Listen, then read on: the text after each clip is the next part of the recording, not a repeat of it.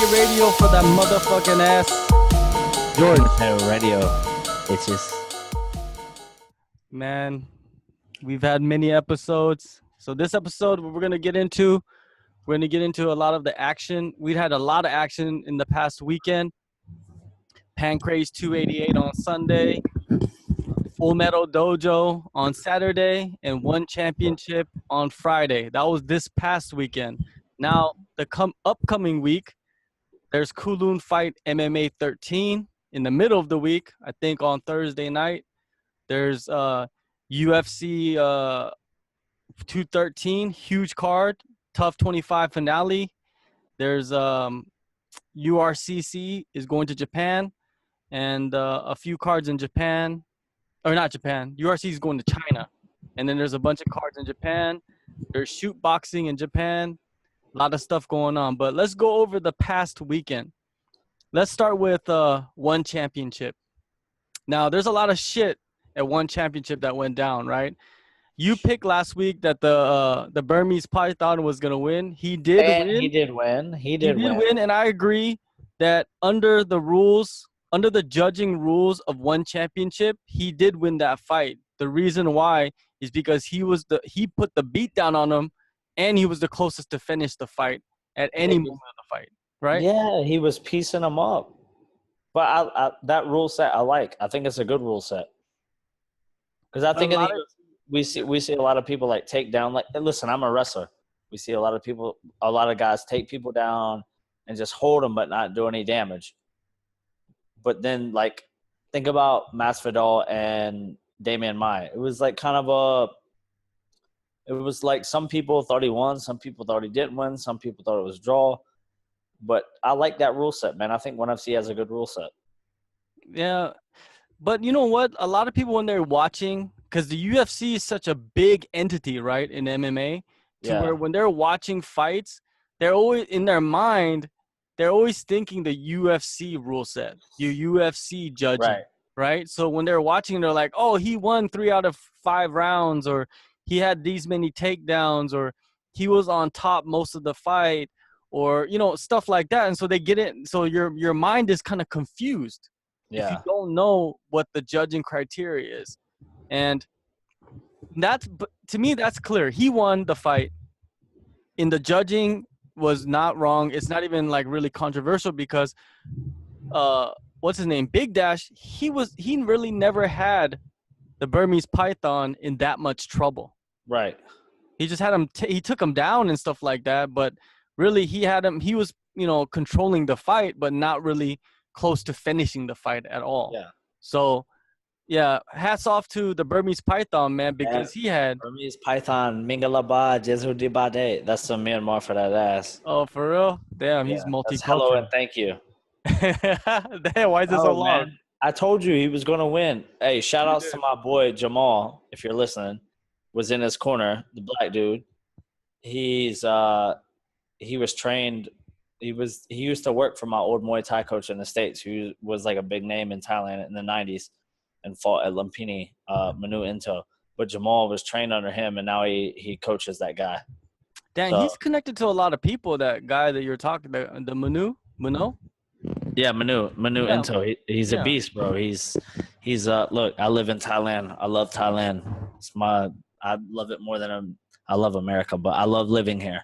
But Manu is as good as any Thai I've ever met at Muay Thai. Like, he is an OG in the game. And, you know, he taught Jamal a lot, and now obviously it's wearing off and it's showing on guys that he's training. So it's pretty cool. Definitely. But the thing is with that fight that I did not like is, again, fucking the referee. Who was the ref? The referee was Yuji Shimada. Yeah. One that was the Pride referee, right? And the reason why I didn't like the ref is because he kept standing them up. To be honest with you, I don't think it was like justified the way that he was standing them up, right? Because Big Dash was controlling him on the ground, and at one point he had him against the fence, and he's like punching him, but not really doing that much damage, but he was controlling him, right?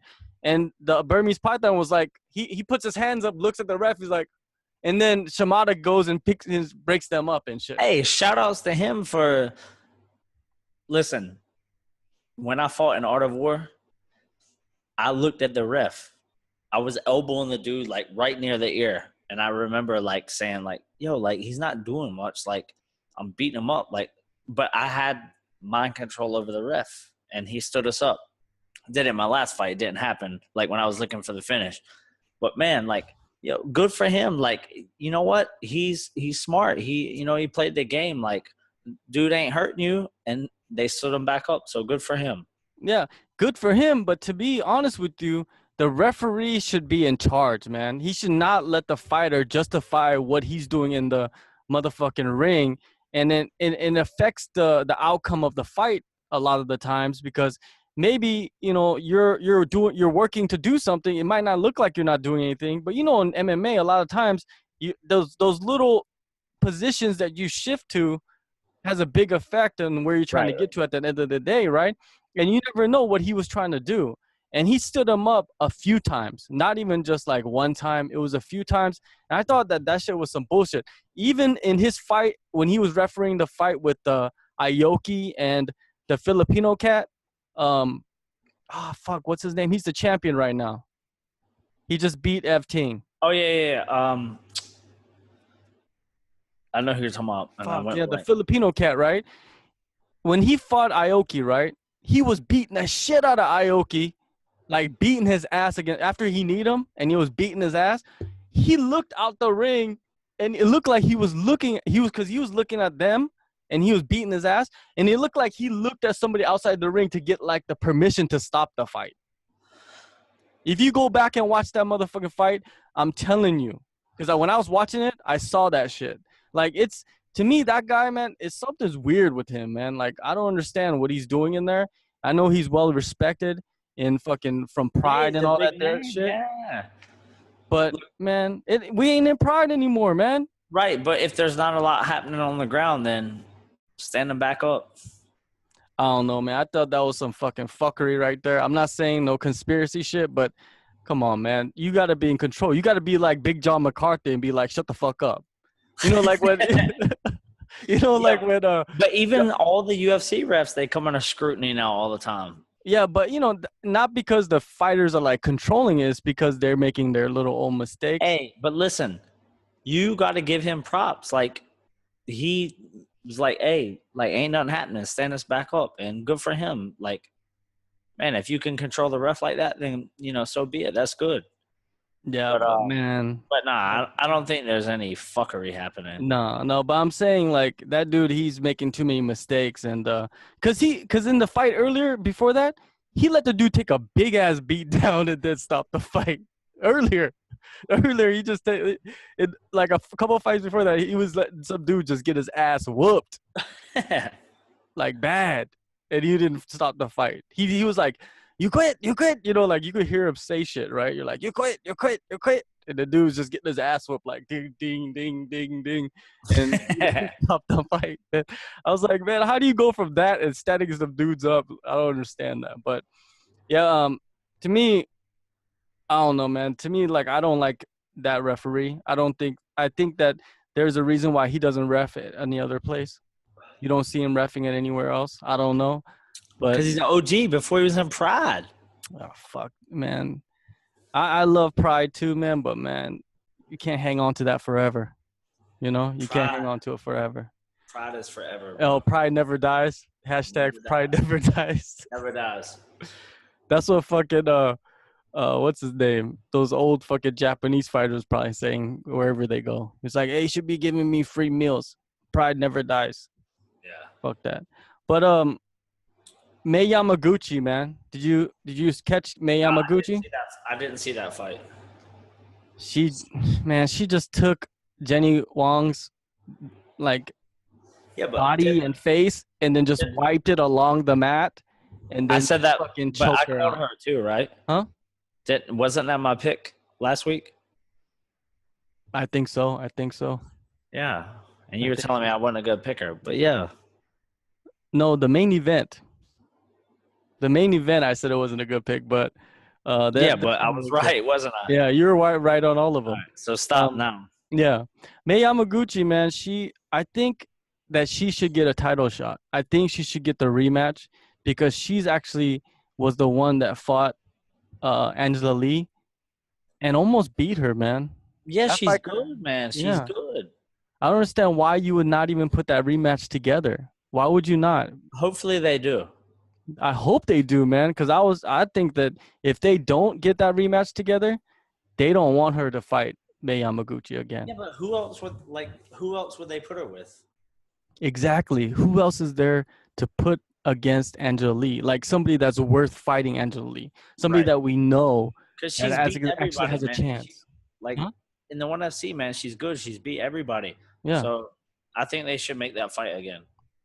So They maybe got they to. will. They got to. Or they got to bring somebody else in from like another promotion that's a champion or something, man.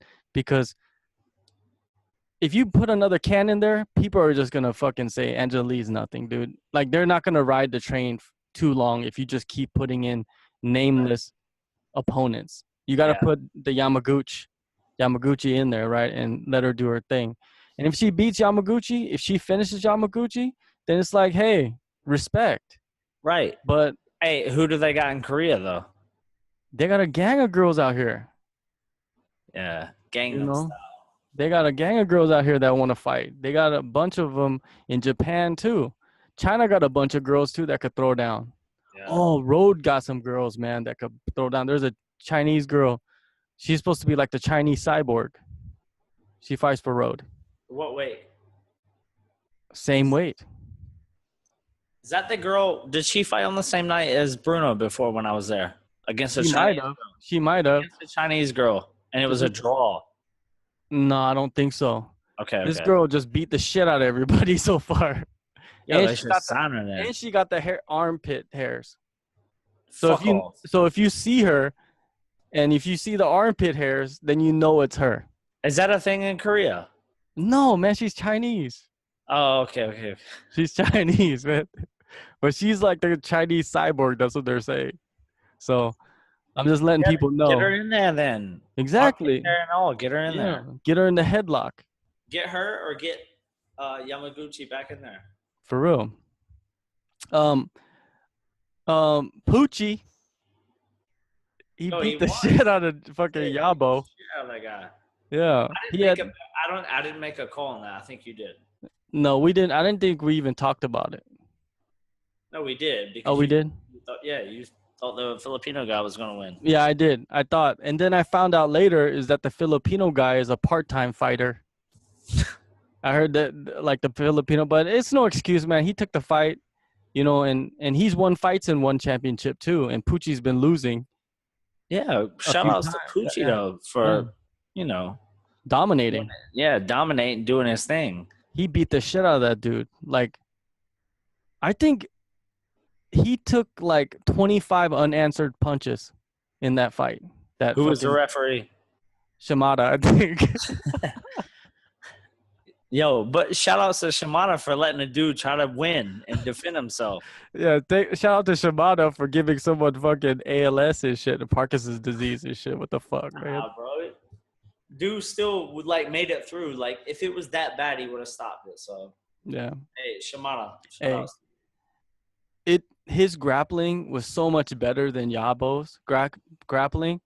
You could tell right away, like when they hit the ground, that dude wasn't gonna get back up.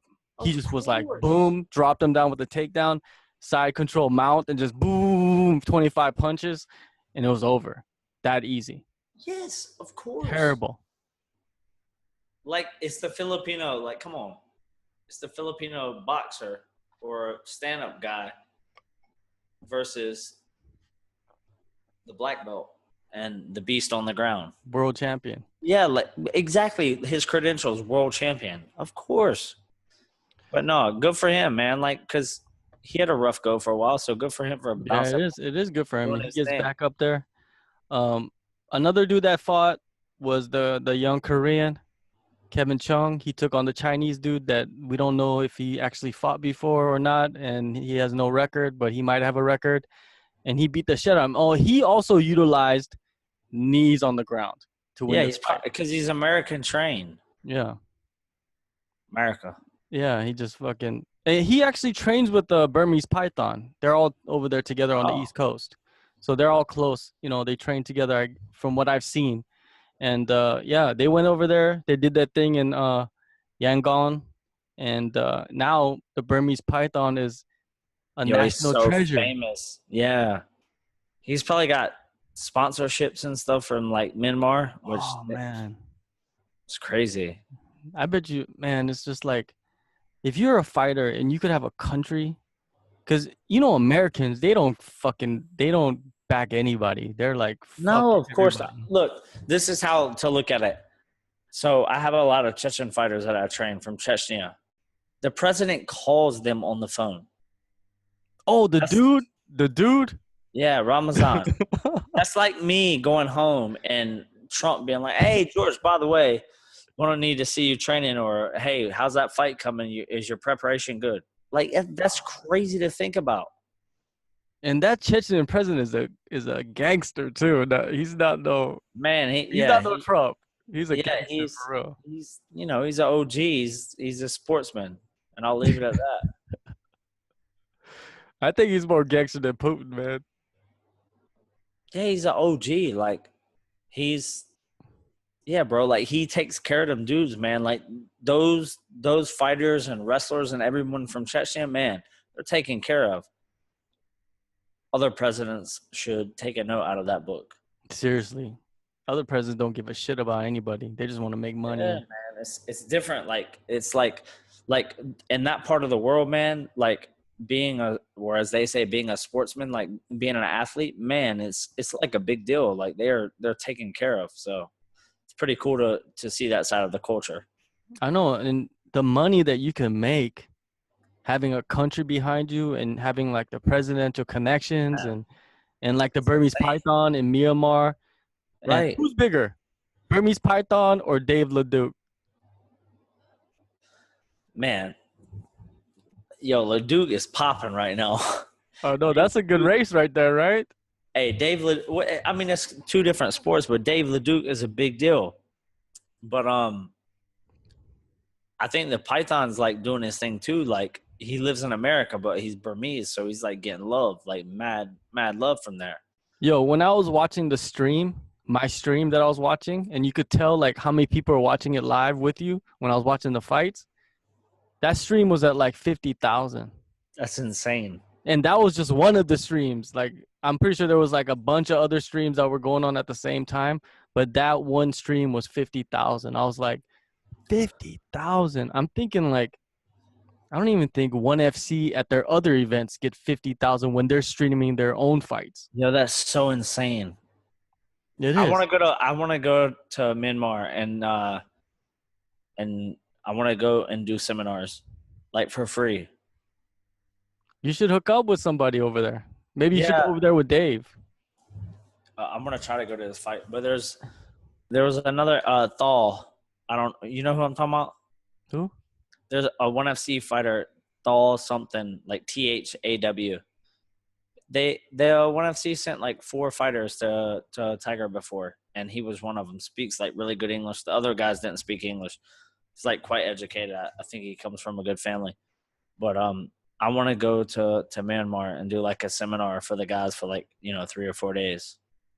Yeah, I heard like over there, like Myanmar and Indonesia and even India. Like you just went to India, right? They're saying that MMA is like growing so fast over there. Yeah, it's getting big, man. We got a lot of people from India coming now to Tiger. MMA is growing like in India, and I haven't been to Indonesia and I haven't been to Burma, but Cambodia, I've been there. I trained Chan Rothan before he fights for ONE FC. Like, man, it's getting big there. Those countries is growing. It's an exciting time for MMA. Seriously. Now talking about Cambodians, right? They had a big the Cambodians came deep at Full Metal Dojo, right? They did. How many Cambodians were there? I don't remember how many like total were there, but I remember the little frog, the girl. She's quite cute, actually. She fought, and Top Noi, one of my guys, fought against another one of the Cambodians. Let's talk about the girl. Did you watch the girls fight, or were you in the back? No, I was in the back. It was kind of hit or miss. Yeah. One of those girls, she threw a flying elbow, man. I think the Cambodian Like girl, no, right? it was the Superman elbow. The Cambodian girl? I think so. I was Yeah. like, oh shit. She threw the Superman elbow. This is not even the Superman punch. They're It was happened. It was right before Top Noi fought. And they said that a lot of people were talking about that was the fight of the night. Those girls fighting. And I'm not surprised because the last Full Metal Dojo, that girl Thunderstorm, the one that from Mr. Cox gym. Yeah, Mr. Cox mixed Martian arts. Miss Martial Arts, yes.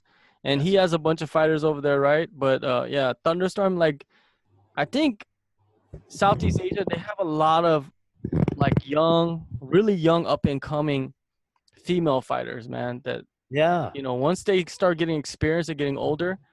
Man, Southeast Asia has a lot of upcoming fighters. Like there was one fight on the card, a guy who's Rajadamnern champion before, like a really good top fighter, and like speaks really good English. His girlfriend lives in Hawaii. It's the first time I've ever met him, but like a super nice guy. He was supposed to fight, and something happened, and the fight didn't happen. But like I was really looking forward to seeing him fight. But like there's not only girls, but there's a lot of like up and coming guys too, man. Like Southeast Asia has like between the Burmese, the Thai, the Cambodians, man, they got a lot to offer. Sick strikers, man. A lot of sick ass strikers. Because there was one fight at Full Metal Dojo. I forgot who it was. It was like one dude was throwing just overhand rights, just bombs, right? Overhand rights. And the other dude was throwing the standing elbows. And they were just trading overhand right, standing elbows, back and forth, back and forth. I didn't see that. I was still warming up then, probably. That shit was crazy. Like, it was just like, boom, and the other dude's throw the overhand right. The dude's just back and forth trading that shit, right? Oh, man. It's like Full Metal Dojo, I don't think they ever disappoint in their fights. Because you might not even know who the fuck these people are. But once they start going down. Man, their fights are good. The show's good. The fights are good. It's a good show. For real. Let's talk about Top Noi. Like, what did you think? A lot of people, they're saying that they expected him to finish the fight faster. They expected him to dominate more. Yeah, but listen, this is the thing about like the Thais and the Cambodians, especially the Thais and the Cambodians, and even the Myanmar people. So, yeah, Top Noi fights MMA, and the guy he fought fights MMA. But that guy was good. Like, he's a good Kun Kimmer fighter. He's had a lot of fights. If you put Top Noi versus that guy from Cambodia that is a Kimmer fighter as well against each other, it's basically a Muay Thai fight. Mm-hmm. So, and that guy was good, but he's not going to go in there and finish him right away. Like, it's man, when they get, like, even my other fighter, Saksurin, Big Top, he's fought other guys that are top fighters, and when he knows that it's a top fighter, it becomes basically a Muay Thai fight in a cage, which if it goes to the ground, it goes to the ground. But everything becomes upright because that's what the other guys like doing, The other guys like moving around, and he's very tall, he's very Muay Thai style. And that's like, as soon as they see that, they get back into that groove. But do you think that, I don't know, if they know that, right? And I think that the reason why they expected Top Noi to go in there and finish the guy so quickly is because they didn't know much about the other guy. But I didn't know much about the other guy. Exactly. At the same time, any of his fights. At the same time, that dude, that other guy, I think he kind of shocked Top Noi in a way where he stood in the pocket and he was just like, let's do it. Yeah. And Top Noi was like, whoa, this dude is, like he wants to trade. I don't think it it like shocked him because I told him, I said, hey, my exact words were, hey, the first round, but I said it in Thai, the first round, relax and play your game. Like, do you? I said, but I think the first round, the guy's going to be crazy. He's going to be, he's going to come hard. And he wasn't really crazy. Like because, man, I watched there were I typed in 2 or 3 different names of what I've gotten, and different Cambodians came up that have fought MMA. And the guy was like, man, his stand-up was better than I thought it was going to be, a lot better. But Top Noi, handled him easy. Not easy, but, he definitely won the first round. And but that guy was a lot better than I thought. But, man, like I said, anytime you put some of these Southeast Asian guys that are Muay Thai or Kun Cameron from Cambodia, when you put them in there, they're going to fight that style because that's, now Top Noi is 5-1. But he's had over 150 fights Muay Thai. If he sees someone that is stand up like him, he's going to go right back to that. Top Noi fought on Tuesday night Muay Thai.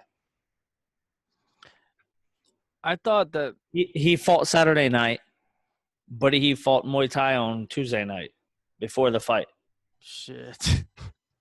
Think about that. Yeah, that's crazy. That's just like last time he fought Primal FC, and then the next weekend I had him fight Kel Lok. That's the type of guy that he is.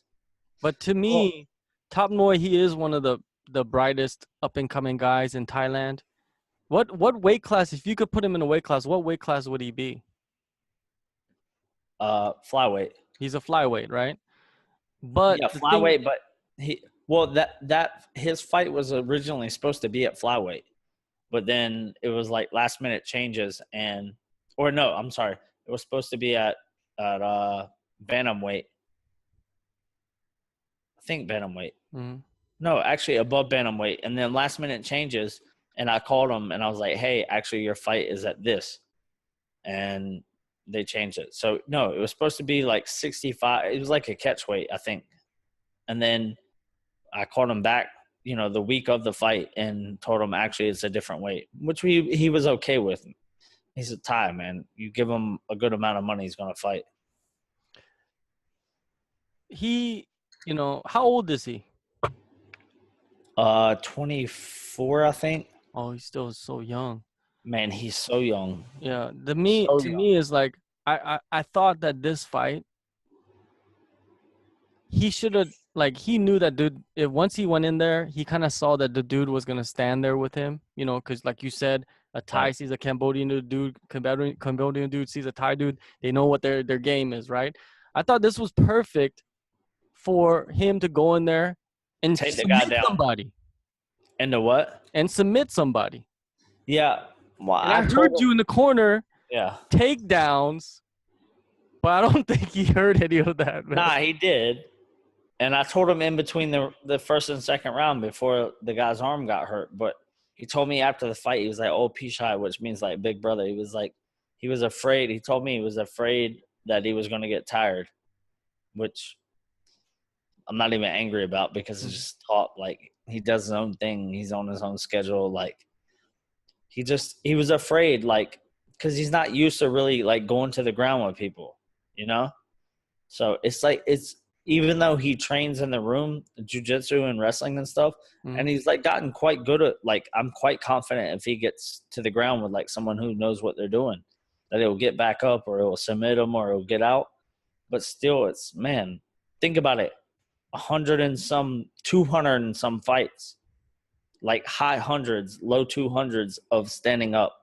And then you have 5 fights on the ground, which only maybe 1 or 2 of them went to the ground. That's a big change, So it's just getting them comfortable, which is going to take time. It's going to take him to get taken down. When he fought in Primal, he got taken down and he got back up, which is that's good. But it takes time, man, because they've had so many fights, Muay Thai and stand up, and it's completely different. So do you for me, as a spectator, I thought that this was a prime, venue, like opportunity to kind of like use some of that ground stuff that he was practicing, because he probably, in a way, the other dude probably wouldn't be able to hang with him. You know, he probably doesn't have the type of training partners that, you know, Top Noi has in his camp, right? To where even if Top Noi was in trouble, he has the confidence to kind of get out of that trouble. And the other dude, you know, he might have not been in those situations before. But, you know, that's me as a spectator and analyzing.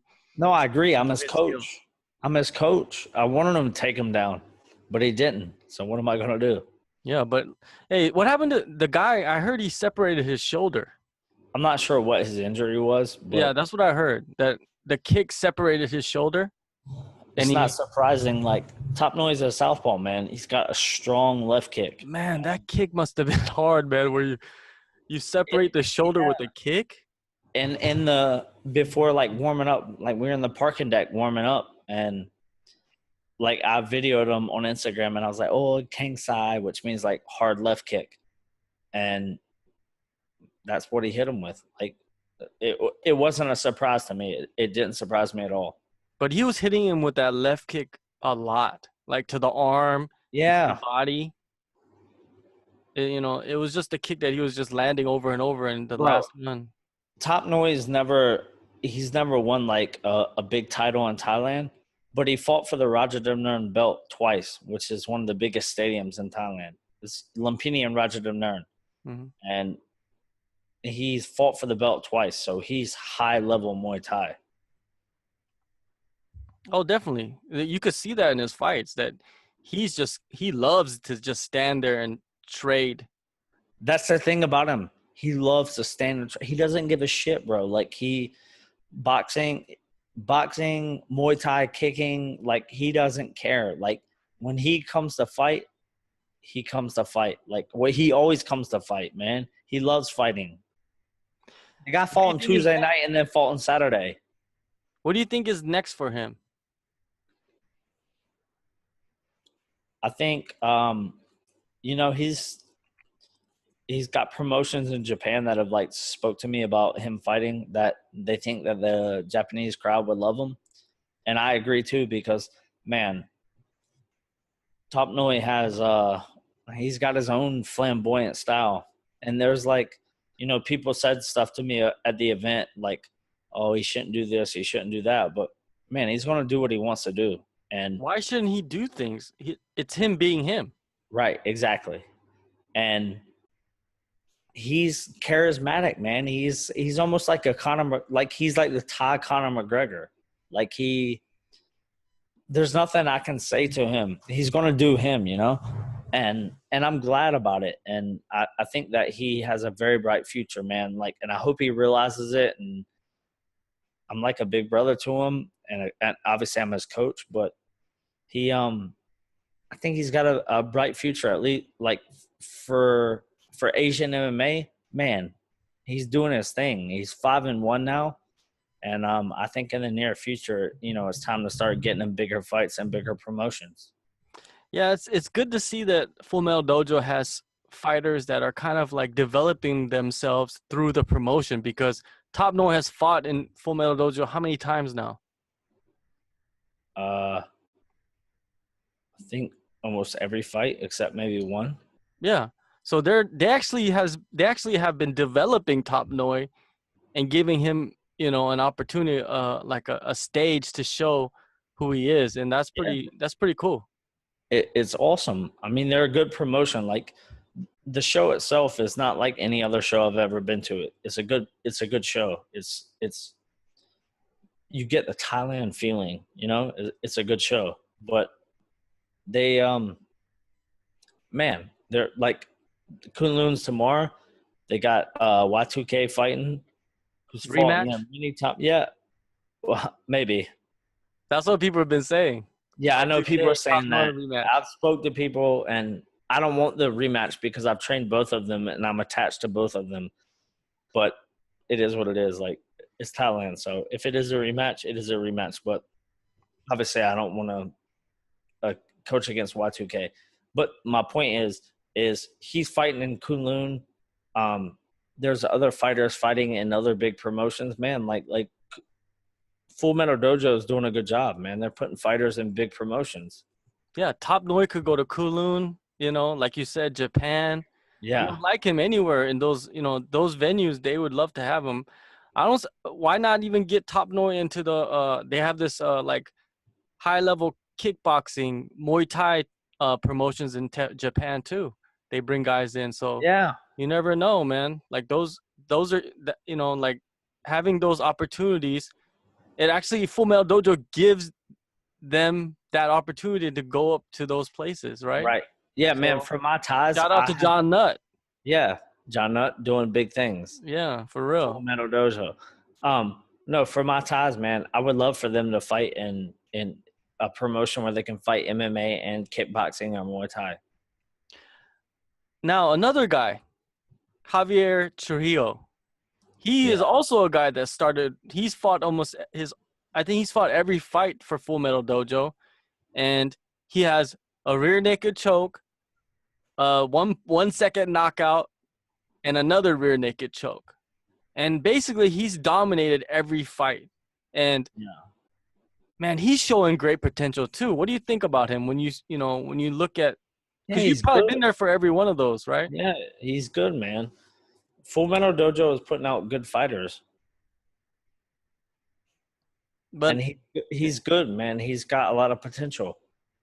Yeah, the guy that he beat, man, once he went to the ground, you could just see the different level of ground game. Yeah. Between them. It was just, you could see what Javier was kind of like doing. Like you could see the movements that he was making. He was kind of like showing you, but he didn't even have to explain what he was doing. But you know what was fucked up? Is the live feed cut out right before. Yeah, I heard that. Like right when they were on the ground and he was about to, finish him, it just cut out. Like it just stalled out right there. So it was kind of fucked up, Excuse me. But yeah.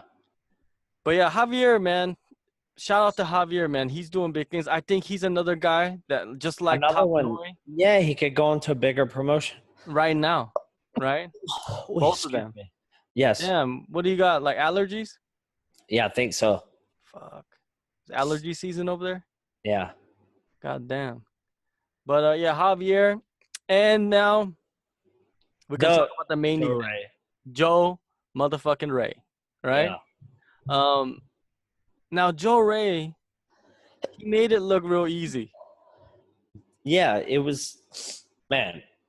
And I'm gonna say a lot of people that were telling me about this fight, they're like, yeah, this fight is going to be easy for Joe Ray. Joe Ray's going to knock him out. That's what a lot of people were telling me before the fight. I was like, really?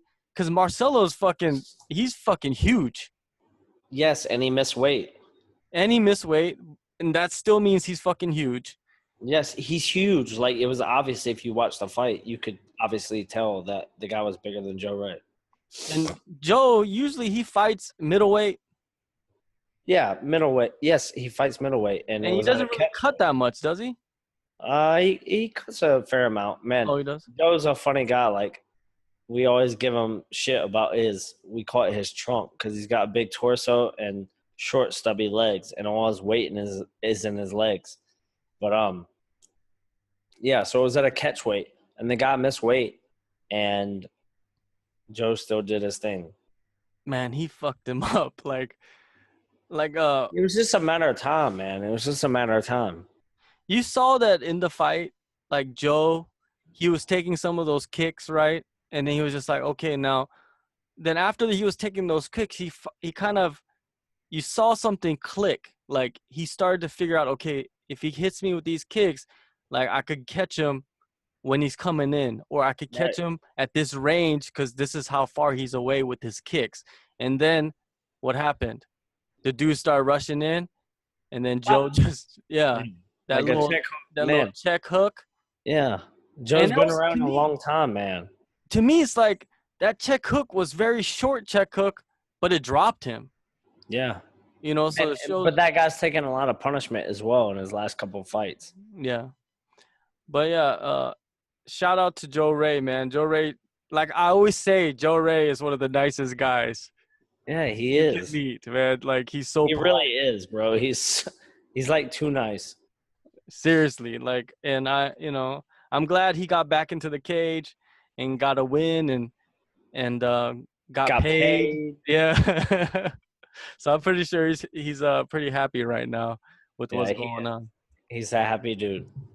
Now moving on to, like, we covered Friday, Saturday, and Sunday. They had Pancrase in Japan. Now I didn't watch any of those fights. let me tell you about what happened in Pancrase, man. I'm gonna start with the main event, right? In the main event, check this shit out. In Pancrase, the main event. Let me find it first. Fuck. Let me see. What the fuck just happened? I can't find it now. My eyes is fucking. Just tell me about it. Okay, in the main event, there was a guy, right, that they set up. And the guy's name is Daiji Abe, right? And he's coming in as a challenger. And he won. His record is 3-0. Think about that. 3-0. And Pancrase, they just don't really make any fights, right? It's usually justifiable, like who they put. But he's coming in 3-0 in a title fight against the champion, Hiromisu Miura. And he just won the title. This dude came in and mollywopped him easy. Like, I was like, no wonder they put him against him, dude. Like, he made Miura look like an amateur. That dude Abe has power in his hands, like deadly power. Like he has poison and shit in his hands. And the first round, he just beat his ass. And in the second round, he just finished him with overhand right. What a G. Yeah, G. And then after he got on the mic, you know what he said? And he's only 4-0, and he just won the title. And there's guys in fucking in Pancrase with like 50, 40 fights and shit, right?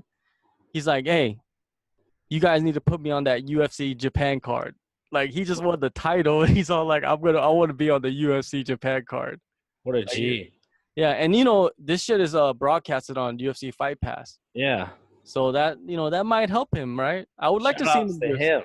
Yeah, I would like to see him in the UFC because he just said he had a baby and all this shit too, so he needs some money, and I'm pretty sure that's a little bit better pay grade than Pancrase to be in the UFC. So yeah, like a couple veterans like Kazuki Tokudome and what is it?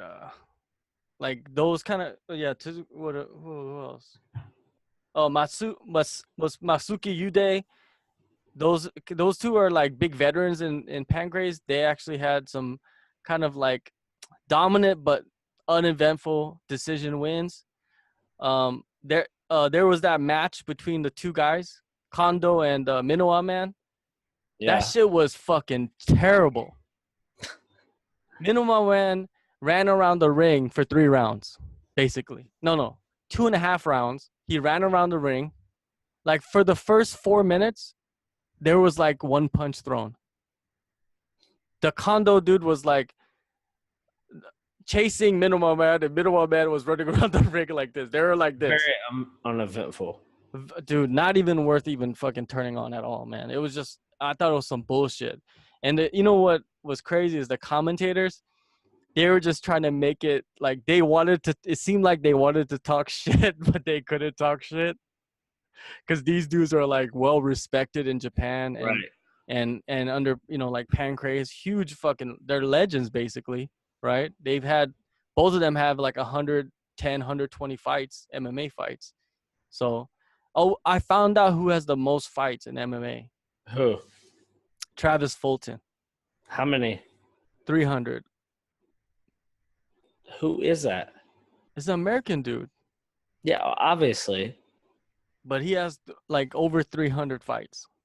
What's his disclosed purse? I don't know.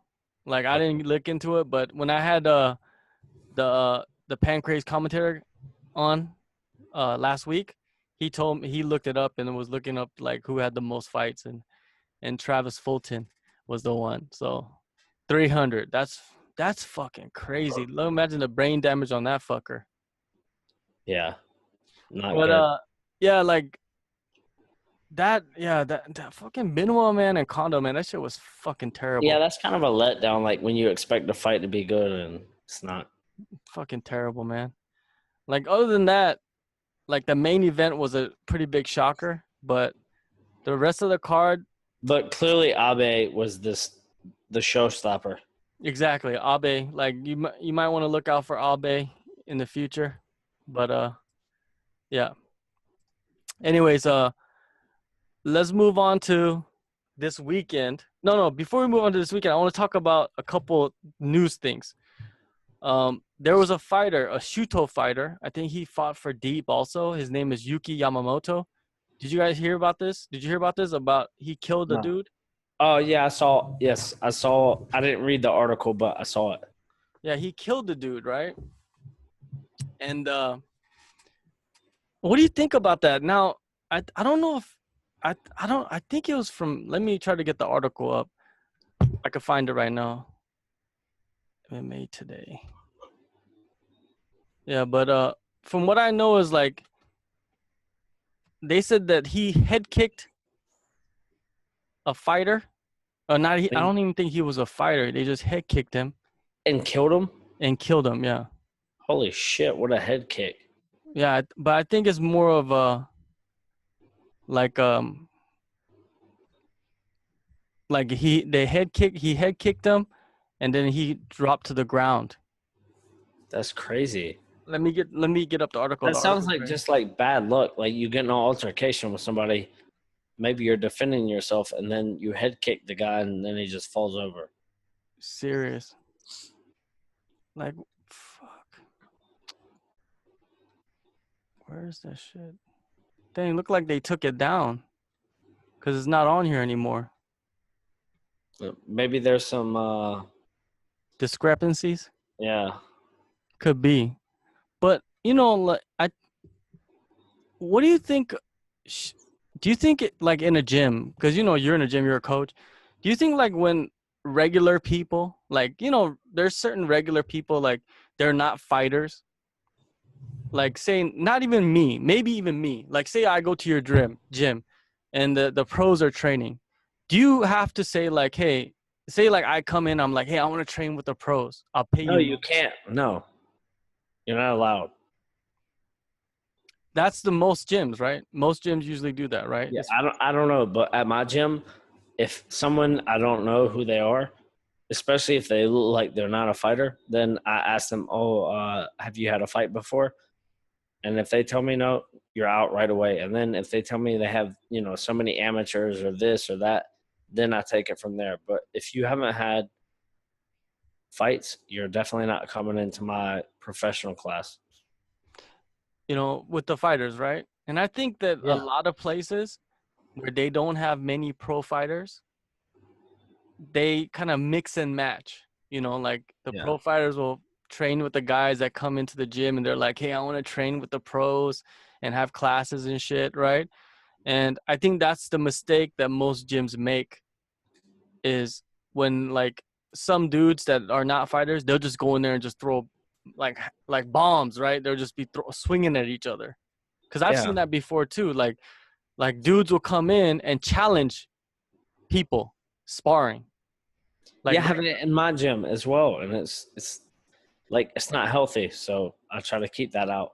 But you know what's the worst is when the dude comes in and challenges. He's not even a fighter, but he's just a regular dude. Comes in and challenges one of the fighters, and the fighters is kind of like a up and coming fighter, and then they get their ass whooped by the regular dude.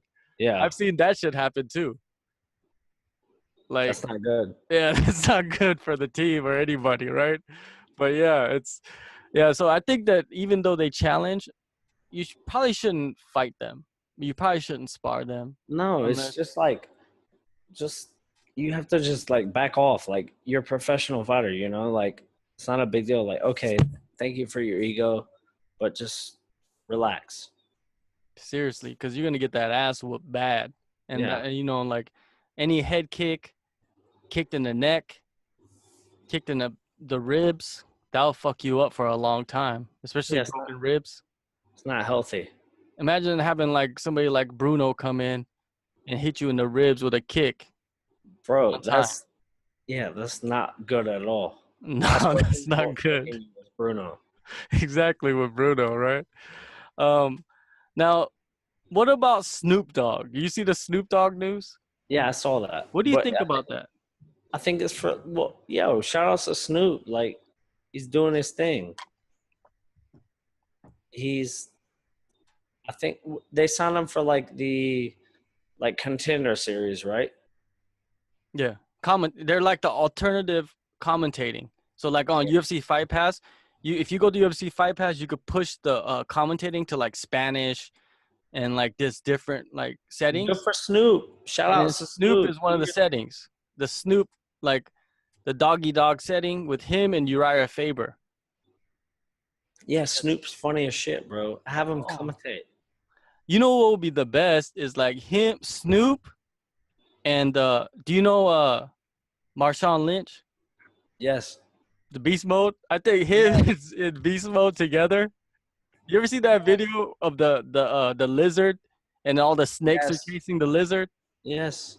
You see what they're commentating? Hey, I bet you UFC saw that. They're like, hey, we got to get Snoop on this shit. Because bro, Snoop's like always relevant but not relevant. Like he's always around. Like good for Snoop. Snoop's an icon, man. You could like yes.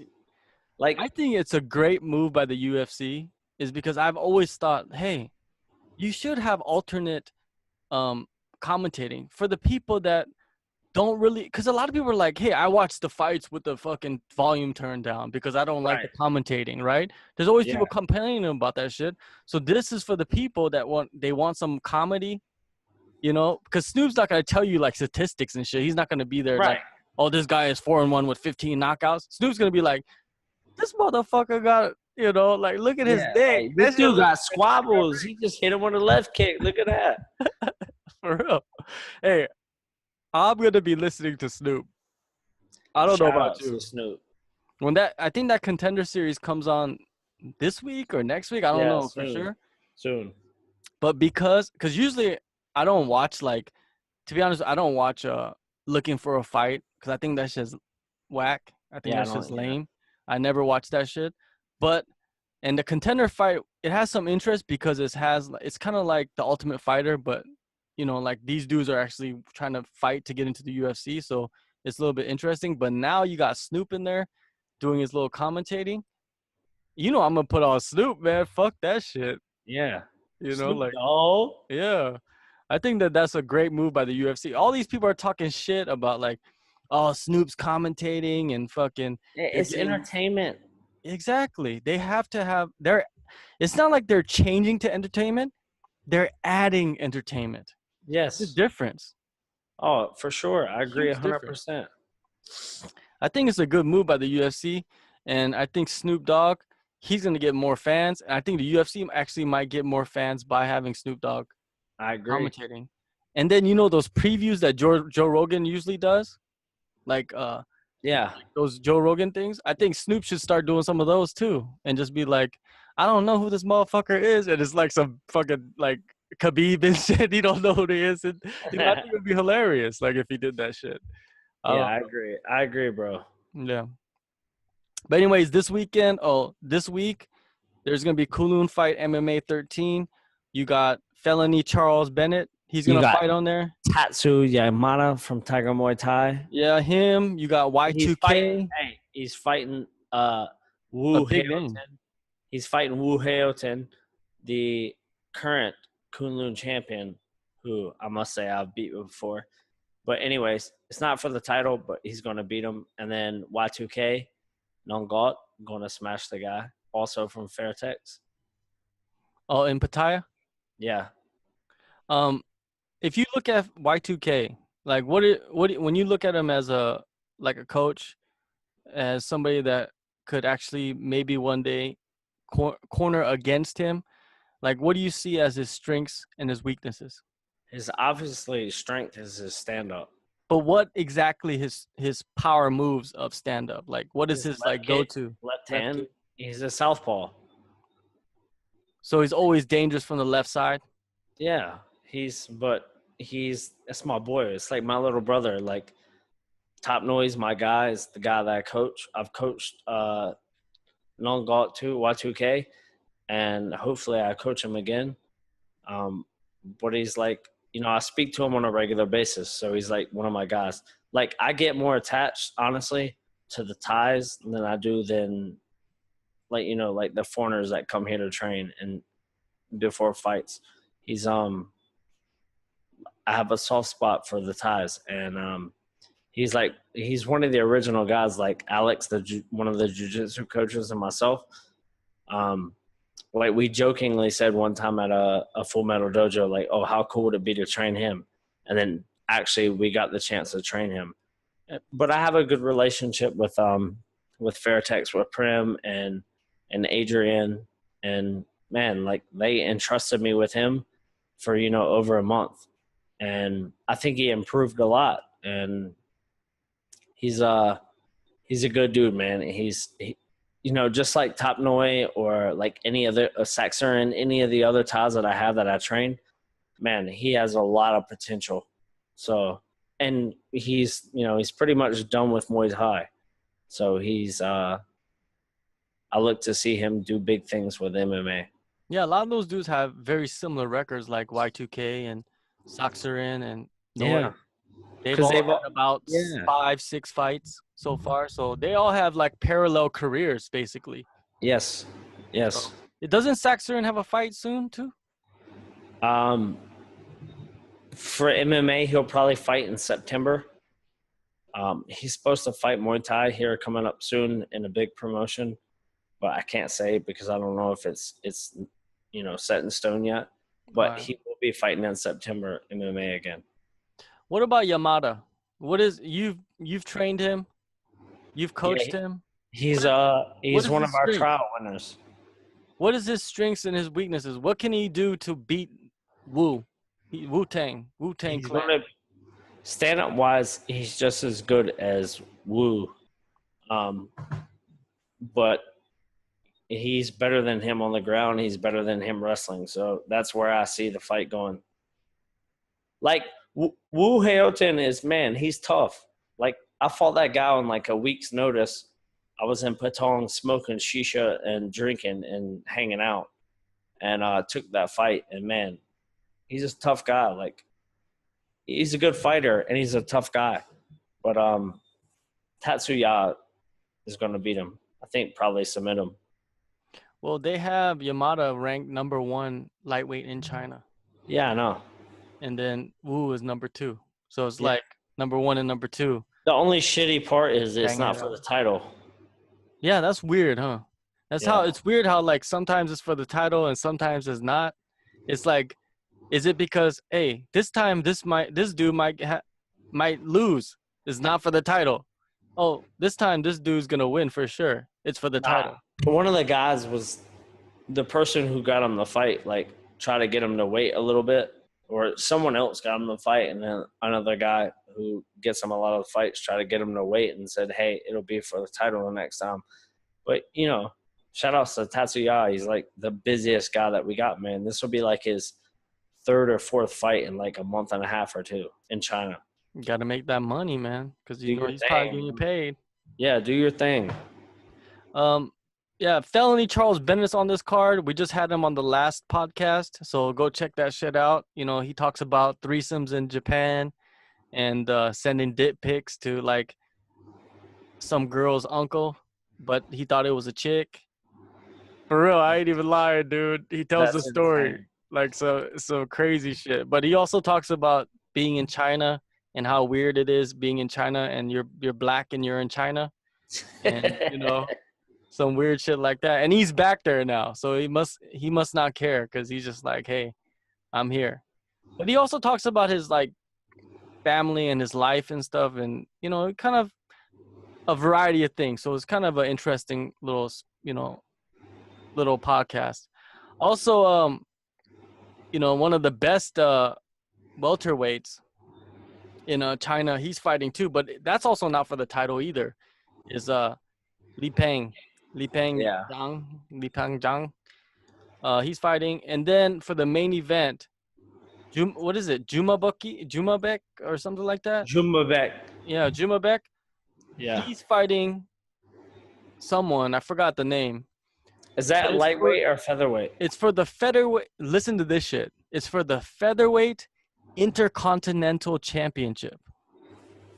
When's the last time you heard Intercontinental?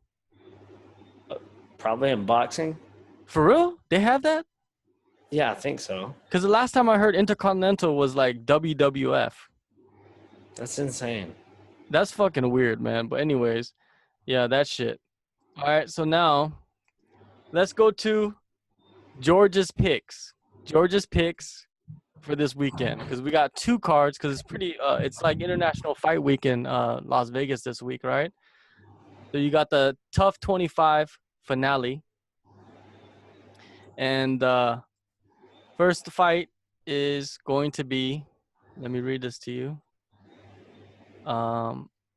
Okay, let me give you all right, Gray Maynard versus Teruto Ishihara. I'm going to go with Teruto. You know Teruto? Yeah, but I'm going to say that Gray Maynard's a tough dude. He is a tough dude. They're fighting at featherweight. Yeah, Maynard's a wrestler. Shout outs to him. I always go for the wrestler. But the Japanese guy trains at Alpha Male, and my boy is Justin Buchholz. So he's well trained and well prepared. I think he's going to get it. Yeah, I like Ishihara. I like his style. Yeah, bro. He's my bitches.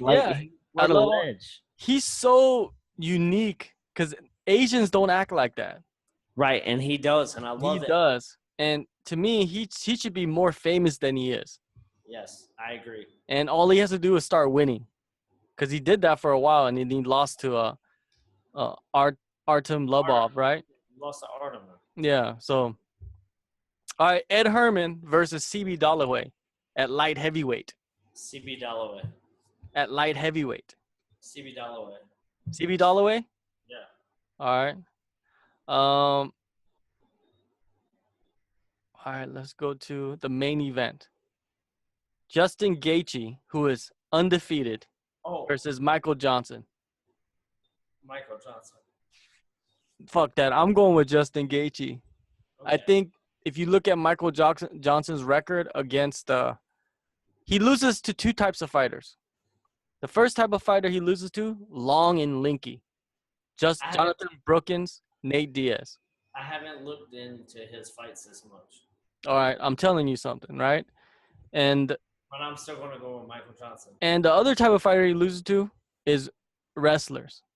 And Justin Gaethje, he's a wrestler with power striking, right? So I'm going to go with Justin Gaethje because a lot of people are going to go with Michael Johnson. I'm going to go with Michael Johnson, but shout out to my boy Matt Moley, who was just training here at Tiger, who's was a 2-time All-American and wrestled Gaethje, because I didn't even know who Gaethje was before that. Like, I knew that he was a fighter, but I didn't know he was like a high-level wrestler. Oh, he's a beast, man.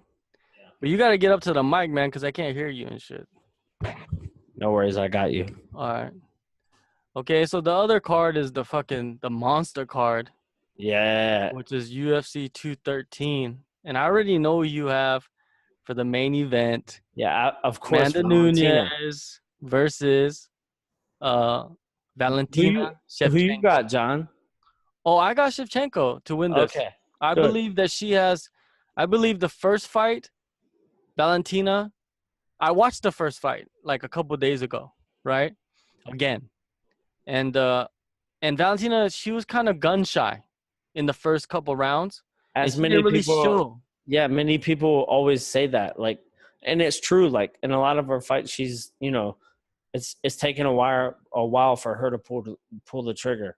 And I think she's right now, she's past that now. She had enough fights to where it's like once she gets in there, she turns on the switch. I agree. Amanda Nunes, she can't handle that volume of striking.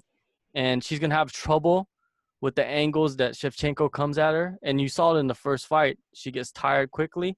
Yep. I think, yeah, Shevchenko is gonna win this fight, and she's gonna win the title, and you guys are gonna be very happy. And I just saw that her sister landed. Yep. In Las She's Vegas. there now. Yes. Which, shout outs to Antonina, who is a multiple-time world champion for Muay Thai. And she's been getting some Hickman Bros wrestling in her life in the last month and a half while Valentina's been gone. So look for big things to come for her. Is there a lot of people interested in her, like MMA? I would like to think yes. All right, now Yoel Romero, Robert Whittaker. I'm going Romero. Me too. I think Romero's just gonna fucking beast mode his ass. I don't know if he's gonna like beast mode his ass in the first round and a half, but I think Romero's gonna win. I just think that he's gonna. He's a violent man, bro. Yeah. I cornered against him before when Derek Brunson fought him. Man, he's got game-changing power from any limb, and he's a good wrestler. So, dude, he's like probably one of the highest level wrestlers in MMA. Yeah, he is for sure. Yeah. I mean, he was a silver medalist in the Olympics, and in the wrestling community, there's talks of him losing on purpose. So, whether or not that's true, I don't know, but there's been whispers of that. But, yeah, man, he's high-level wrestling. Shout-outs to Derek Brunson for taking him down numerous times. Yeah, that was a trip too, right? But, yeah, I think Romero, he's going to eke this one out. But Whittaker's kind of like to be honest with you, Whittaker's kind of like Max Holloway. Yeah, I like Whittaker, man. Yeah, Whittaker's like Max Holloway. If it wasn't against Romero, I would be saying Whittaker. I like Whittaker. Yeah. He's won like 7 in a row. He stays quiet. And now he's fighting for the interim belt. It's kind of like that Max Holloway feeling. But I think, like you said, it's Romero's time, man. Romero's not young. Nah, man. It's the child of God's time right now. Exactly. He's the soldier of God. Yeah, or the soldier of God. For real. And he looks like a Ninja Turtle. But Fabricio Verdum, Alistair Overeem. Remember, Overeem won the first fight. Yeah, I want to go with Overeem, but I feel like, man, I'm going to go with Overeem. But that's everyone listening. That's like, I'm just saying that it's coming just from the heart.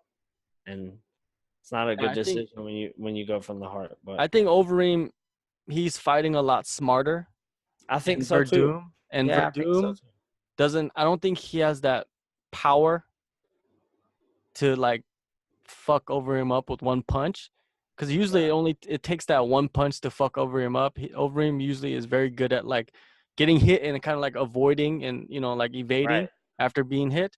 But if you hit him with one shot and knock him out, he can't evade anything because he's fucked up. He's knocked out, right? So, but I think Verdum doesn't have that. And Overeem has been a lot smarter as of late.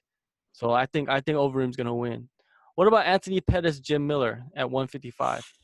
Man, I want Anthony to win, but my gut tells me Jim Miller because that's going to be a tough fight.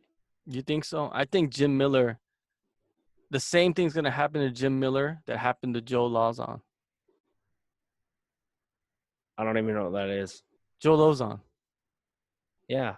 Joe, the bonus winner. Yeah, I know. But, I'm talking about like Anthony Pettis head kicked his ass and knocked him out. Oh. Man, no, that's what, like, I think either Anthony Pettis knocks him out or Joe Miller grounds him out. But I don't know, like. Yeah. Either way. Yeah, it's not a fight that, like, really excites me that I would want to pick, but I'll just say I'm going with Joe Miller. All right. What about Travis Brown versus anybody? Let me just tell you, the other guy, he has 62 fights.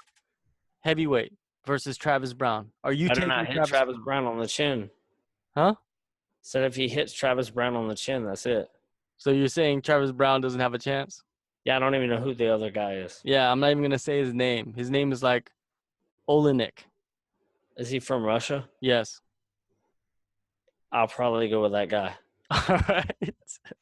But again, I don't know who he is, what his credentials are, but I think if he connects, it could be a short night. Also, I don't know. The rest of the card is just like whatever. If they win, they win. If they lose, they lose. If he dies, he dies. Right?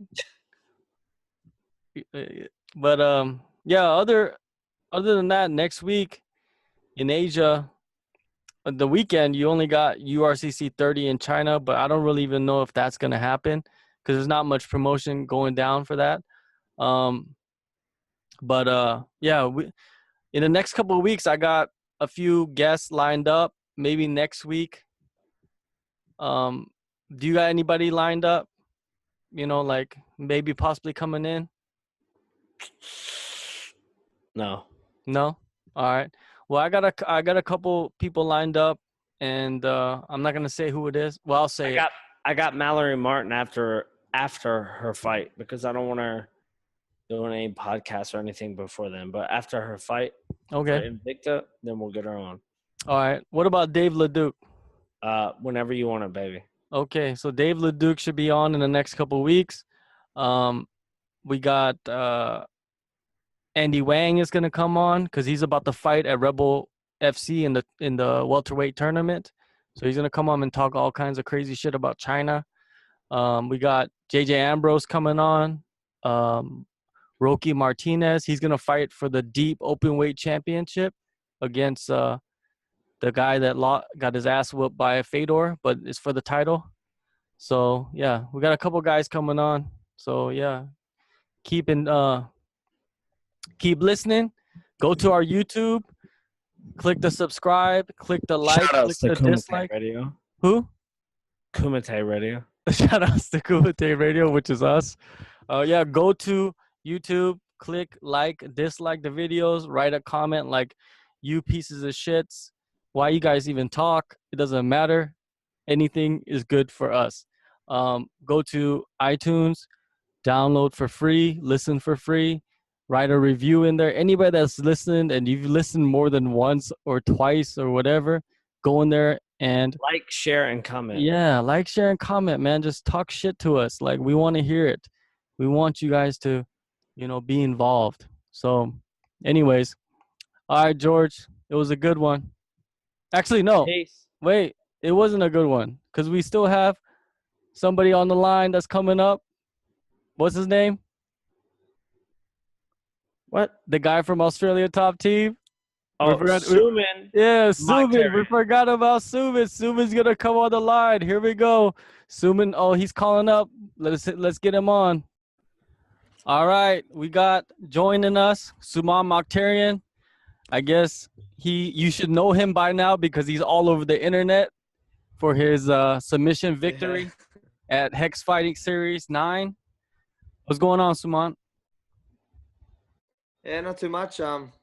Just finished up training tonight, getting ready for my next fight again on Hex Fight Series. So I don't want to go backwards in my performance. I want to do a little bit more for this next one.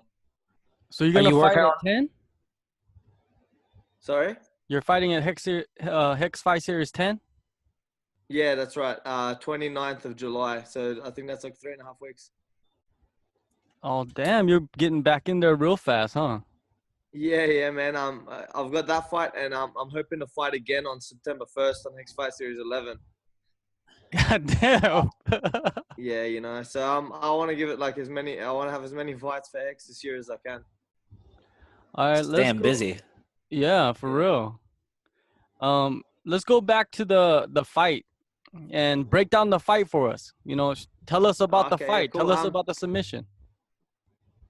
Okay, cool. Okay, so I had obviously an opponent that was a striker. So I wanted to go out there and feel him out, see what he's gonna do for this fight. I didn't really know too much about him, so I wanted to fight smart. And it had been 2 years since I fought. So everyone was kind of saying, "Oh, you're gonna feel a little bit rusty or anything." I don't really believe in that. I don't really believe in like ring rust and stuff. I just feel in like mental preparation. I felt mentally good going in, and my goal was to make him miss his first couple strikes, whether that was his punches or his kicks. If anyone's ever seen me train, I don't train like an idiot. I try and train as smart as I can, so I tried to implement that into my fight as well. So I wanted to make him miss, and I made him miss a few kicks that I knew he was going to load up on. And then when I checked the kick and I seen him kind of stepping backwards, I thought this would be the perfect time to go in. I remember I just heard my brother yelling at like double jab right hand. Threw my double jab. I hit him hard with the right hand, and I seen his eyes roll into the back of his head. As soon as I went to strike again, the takedown kind of presented itself. I took my time when I got on top, stayed in side control. Didn't want to lose position, which I've done heaps in like previous fights, looking for the finish. I knew if I take my time, it would come. Like my last fight I had on Rebel FC before that, I remember I went in on a single leg. I grabbed a single leg and like I straight away sat back for a heel hook, which is a few of the submissions I do. Like I like to do submissions from wherever. So going for so many submissions, I'd gassed out a little bit and I didn't get them. And I ended up putting myself through a 3-round war that I didn't really need. So this fight, I just wanted to take my time, work myself to mount. And I had another submission that I had planned for the guy. I always have it in my head what I want to do. I didn't plan on TPing him. It was never in my game plan because I never planned on being on my back. But I found myself there. And I noticed he wrapped his hand around my leg. And anytime in training, even like last night, I TP'd someone in training last night. Exact same scenario. You know, I was on top, lost my position a little bit. And as soon as I fell into the triangle position and he hugged around my leg, it's just instinct for me to go for that TP. I do it like nearly every night in training if I get to that position. So I think that was what I was like most proud about. Like in the fight, like I didn't even have to think about doing it. It just kind of came naturally, you know. And I think if you throw a jab 1,000 times, the instinct is to throw the jab.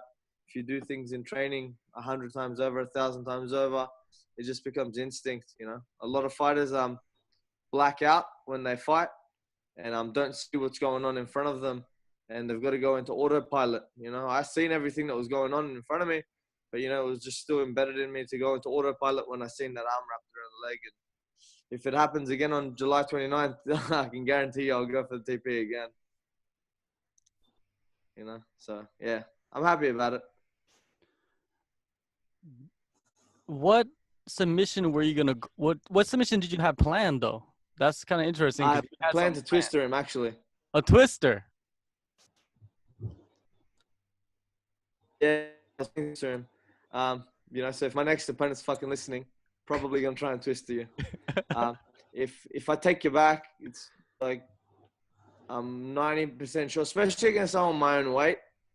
I'm 90% sure from certain positions.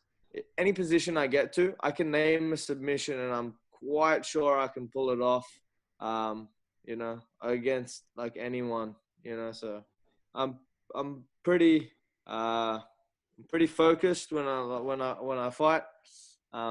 Like I said, when I train, I'm not really worried if I get punched. I get submitted heaps in training. I'm not like one of those guys that are like, oh man, fucking, they don't like to talk about what happens to them in training. I train around good guys day in and day out. You know, I get submitted and I submit people, but when I'm focused on one thing, I really go for it. I train with a purpose, so I fight with the same purpose. So, you know, I'm pretty sure if I take this guy's back, my next opponent, same thing. My next opponent's a submission guy supposedly. If we hit the floor, I'm still gonna submit him. You know, if I take his back, I'll either banana split him or I'll twister him. One or the other. You know, I want to see the banana split. Just coming from a wrestler. I want to see it. I'll put this one out there, right? So even if I lose position in my next fight, if I take the back, I'm gonna go banana first before anything else. If he tries to defend my banana split, then I'll twister him. Okay, I like it. So you heard it here first. Okay, we'll be waiting for that one. Yeah. We'll be Well, waiting for that the one. way I look at it, if I win by a decision, if I win my next fight with a decision, I'll take that as a loss. You know, I don't like to go to a decision. My attitude is always kill or be killed. So either he kills me or I kill him, whether that's standing or on the floor. I don't really mind. I'm not an expert anywhere. I'm not like a great striker. I'm not a great grappler. I'm not a great wrestler or anything like that. I like to go in and have fun. And my next fight, same thing, you know. I'm gonna have fun, and if I finish him, it'll be with something exciting. I don't want to get like a boring guillotine or a boring rear naked choke or something like that. I want to finish it with something exciting, you know. So yeah. Well, I heard that you got caught in that submission before you actually learned that submission. Well, can you go into that story? Yeah. So about like maybe 3 years ago, we have like a beast at our gym, Randall Ray. He's 7'2". He's a light heavyweight.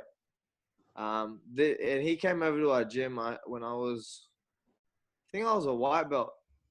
Then he would have been a blue belt. I think we got our purples together.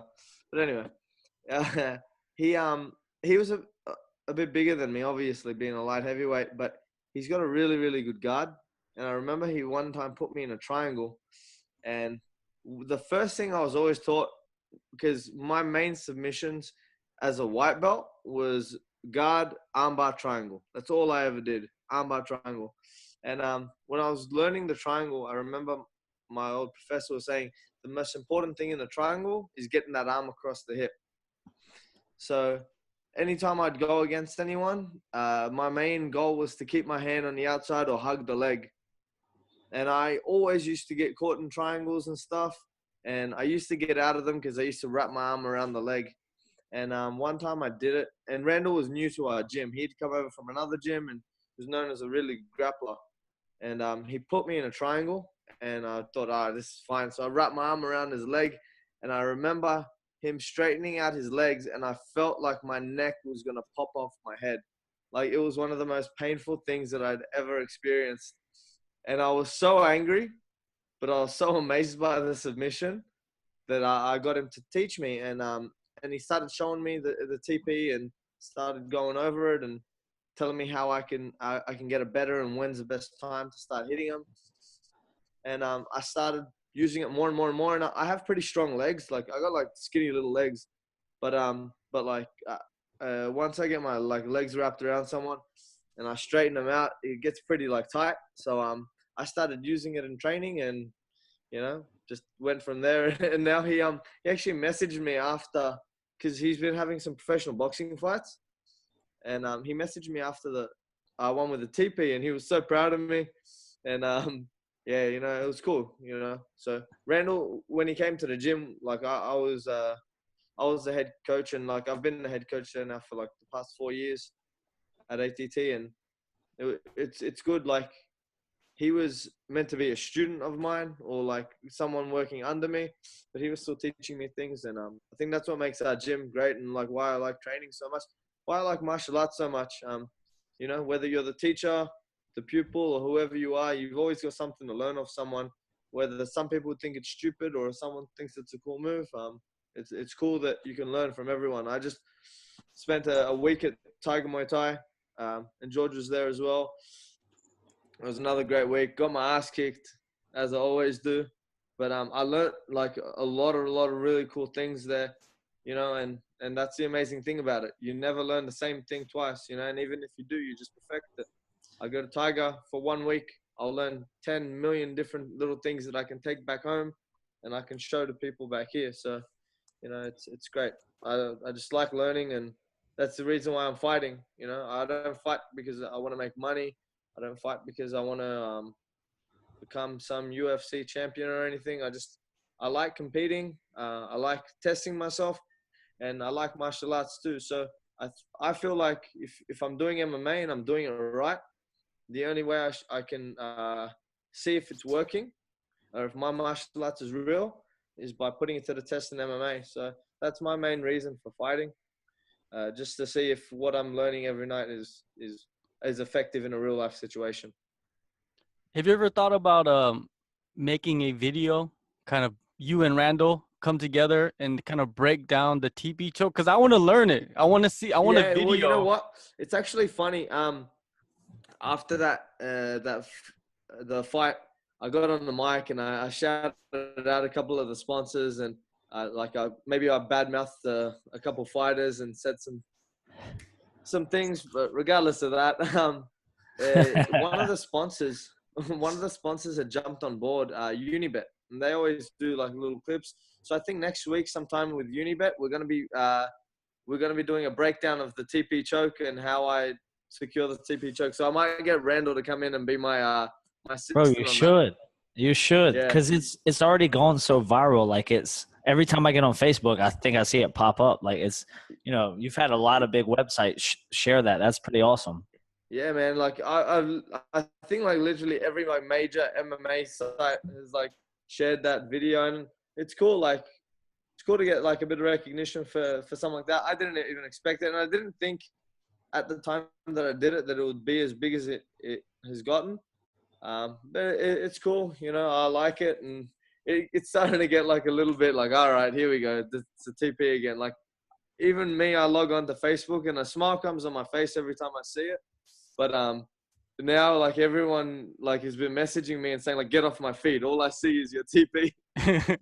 So it's cool. So but like I said, my next like I don't want to ever go backwards in my career. I'm always looking to go forward. So my next fight, I want it to go way more viral than this, And if it doesn't, I'll be disappointed. Wow, high expectations. But that's how a fighter has to be. I agree, brother. We're in a sport awesome. of entertainment. That's good. I said that's good that you have expectations like that, man. Like, you don't sell yourself short, and you keep a high standard for yourself. That's awesome. Yeah. Well, like, look, you like yourself. You've seen me train. There's no like, look, I'm not one of those guys that are like, man, I'm the fucking best in the world or anything like this, and I'm really not. Like, I have my ass kicked on a guys in my gym, guys at Tiger, and stuff like that. But I've got my moments, and I know what I can do, and I know where how far I can go. So I kind of always use that to drive myself and want to do more. And one thing I kind of explain to everyone is if I can do it, they can do it. Because I'm not like athletically gifted or anything. I train hard and I like training. So I just kind of want to make the most of it, and I just want to entertain. Like I said, it's a spectator sport, and I understand that. I want to put butts on seats, and I want people to want to watch me fight every time, So hopefully next fight I can do that again, and you never know what comes from it, So it's a good mindset. See what happens. Hopefully I impress again. I don't think I've ever been in a boring fight, even if I scored a finish or something.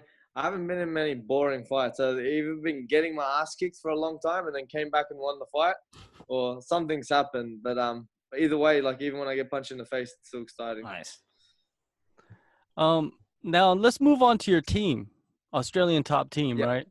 You said you're the head coach of that team, and you're still fighting, and you have all these fighters. Because I know a lot of your fighters. They've been fighting all over the place. So they're, you run into them somewhere, right?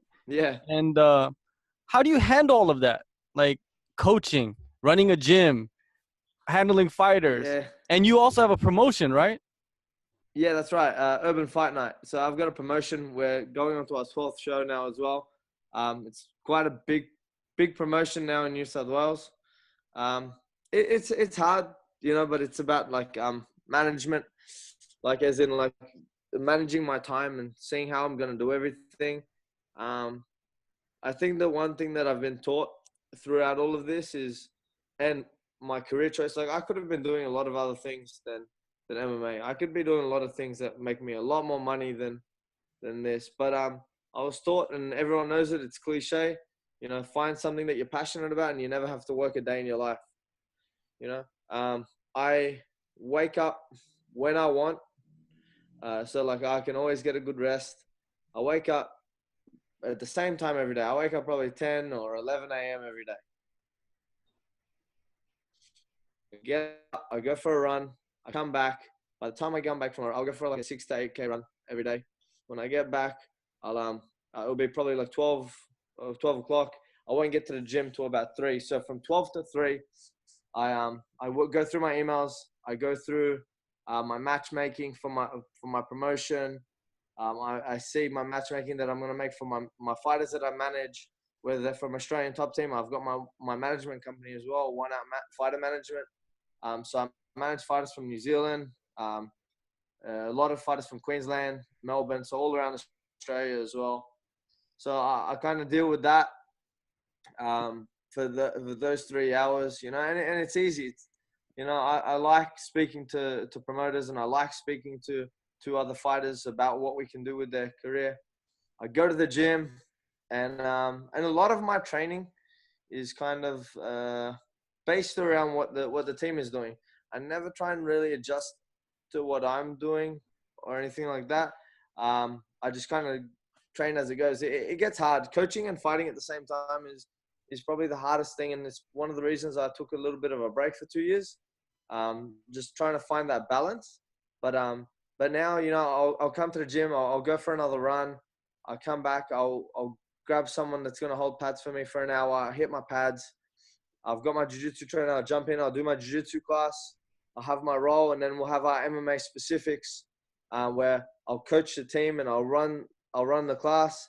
And when it comes down to roll time or shark tanking time, we do our wall rounds or whatever, I just jump in then. So I still coach even up until the day that I'm cutting weight. Even on days that I am cutting weight, I still coach and teach my classes.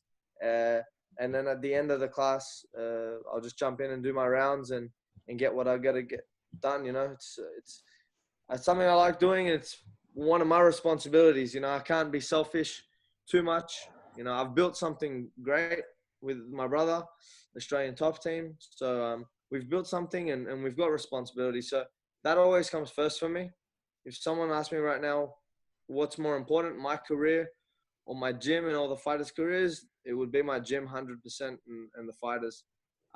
If it gets too much for me, I will step back from fighting. And I'm still young, 24, so I've got time to get everything done, you know. So if I need to take a bit of time off again, I will.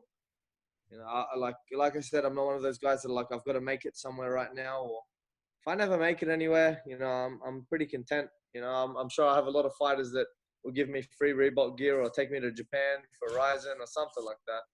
That's all I care about. As long as I can tag along, I'm happy. That's cool, man. Yeah. You talk about some of your fighters, like you have at Australian top team. All right. Are there any fighters that you've seen? Of course, I've seen. You know, I know Raja. He's not there right now, but yeah, he Raja was there for a while. Just went over. He's training actually with TJ Dillashaw and that group of guys. I think at the training lab. You know, so he's doing his fight camp over there because he's fighting in America. I think on the 19th of August at SCL against some guys fighting for a belt over there. So Raja's doing his camp over there. But we've got some beasts at Australian top team. One of the guys that obviously we've got my brother who's in the UFC, just fought and lost to John Moraga. We've got not an easy like fight. Darwin Your first fight. Yeah, you know, it was a hard fight for his first UFC fight, but he'll get better from it. You know my brother. Oh man, well. He did a great job. Yeah, he did a great job, bro. Like he was shoot. Hey, listen, I was proud of him. Like he was taking shots, took him down. Like I was happy. I was proud of him for a few things, like showing he didn't really stick to the game plan, but that's it. I think he'll be a lot better in his second fight because of what happened in that first fight. Yeah, for sure, bro. It's one of those fights that will make you a lot better. What did you think about? What was your overall analysis of your brother's fight? Like your brother's performance? Performance-wise, I think he showed out of 10, like maybe a 2 of what he can actually do. Mm-hmm. He didn't perform as well as he should have, and he knows that as well. You know, I'm probably one of the most critical people of him. and I'll always be honest with him. He didn't stick to the game plan, which is probably the most disappointing thing, because he's one of those fighters that he's like a robot. You tell him to do something and he'll go in and do it. So that was kind of the disappointing thing, not sticking to the game plan. A lot of people have been speaking about how big his heart is and how much it was for him to push through and get out of that guillotine and take the beating that he did. But I see that as normal, because he's my brother and I know what he's capable of. It's disappointing to see how he performed, but I know the type of person he is, and I know he'll become a lot better from it. Every time he had lost, amateur, professional, he'd always gotten 10 times better after it. So I think the next fight you'll see his real potential, and now the pressure's on. Reality is this: if he loses his next fight, he's probably out of the UFC. You don't get many second chances, or you probably don't get any third chances in the UFC. So this is make or break this next fight for him. So I think he'll make the most of it, and hopefully he comes away with the win. Hopefully he'll be on the November card in Sydney, and we'll see what happens. I think he'll be a lot better, and hopefully this time he sticks to the game plan. For sure, he showed a lot of potential in that fight. Everybody's seen it. So, and taking on a guy that's top 10 in the division and has fought for the title, and as your first debut fight is a huge obstacle, man. Like, not many dudes do that. I think he actually got more fans out of a loss than he would have in a win in that fight. Exactly. But it's great. The support that has come through for himself and the gym and everyone writing real nice messages and stuff. There's always going to be haters out there, but support's been amazing, So I think that's one thing that's keeping him going. What happened to Nadia? She was supposed to fight on the card. So, she was on the card. She's still signed with the UFC. So she had gotten injured with yours truly here. It was probably my fault. We were grappling around, and she had tore her bursa sac in her knee. So do you know what that is? No. Yeah, I did it before. Yeah, so she had torn her bursa sac in her knee, which means the fluid starts to build up. It's like the protective layer of your knee and your elbow. So she had torn her bursa sac, and I've done it before as well. And usually it's just like a pain thing. It's usually all right. Mine got infected. She tried to train through it, and the fluid from her bursa sac had gotten caught under her kneecap, which made it real hard for her to start doing anything, hard for her to run. She kept trying to run and go through it, and the fluid from her knee had started pushing over into the ligaments in her knee and started like flaring up more. And the fluid had gone from her knee all the way down to her shin. Like I said, it was a big buildup. Like, it wasn't like a little bit of a fluid buildup. So they drained the fluid out of her knee, and they're like, oh, okay, you should be good in about a week. So she left it for about a week, started coming back to training, and it got so bad that they'd put her in like a knee cast, and they said to her, if you go to she wasn't even allowed to kneel over at work. She's still dealing with it now. It's just an annoying little injury, but the doctor had said to her that if you keep training on it, it's not going to get any better. And she had potential, because the fluid was in between the ligaments and the pressure, that she could possibly tear her MCL or her ACL. So when she heard that, and her being 21 years old, and the doctor saying take time off, we thought it would be a better idea for her to take that time off than something like that happen. It sucks, because she had a great opportunity in the UFC to fight, but like I said to her, and you know what? When we had to pull her from the fight, it was one of those things like, well, do you know if the UFC are going to cut her or not? Like, you never know these days what's going to happen. So she was like, no, I don't want to pull from the fight. I'll go in injured, And I said, what's the point of going in injured, losing, possibly tearing your ACL or your MCL, getting surgery, and then getting cut? Yeah. And she was worried about getting cut from the UFC.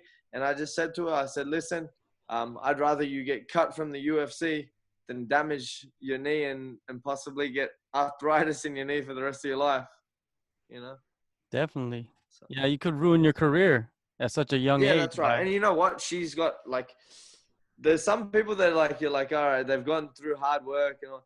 She's got so much potential.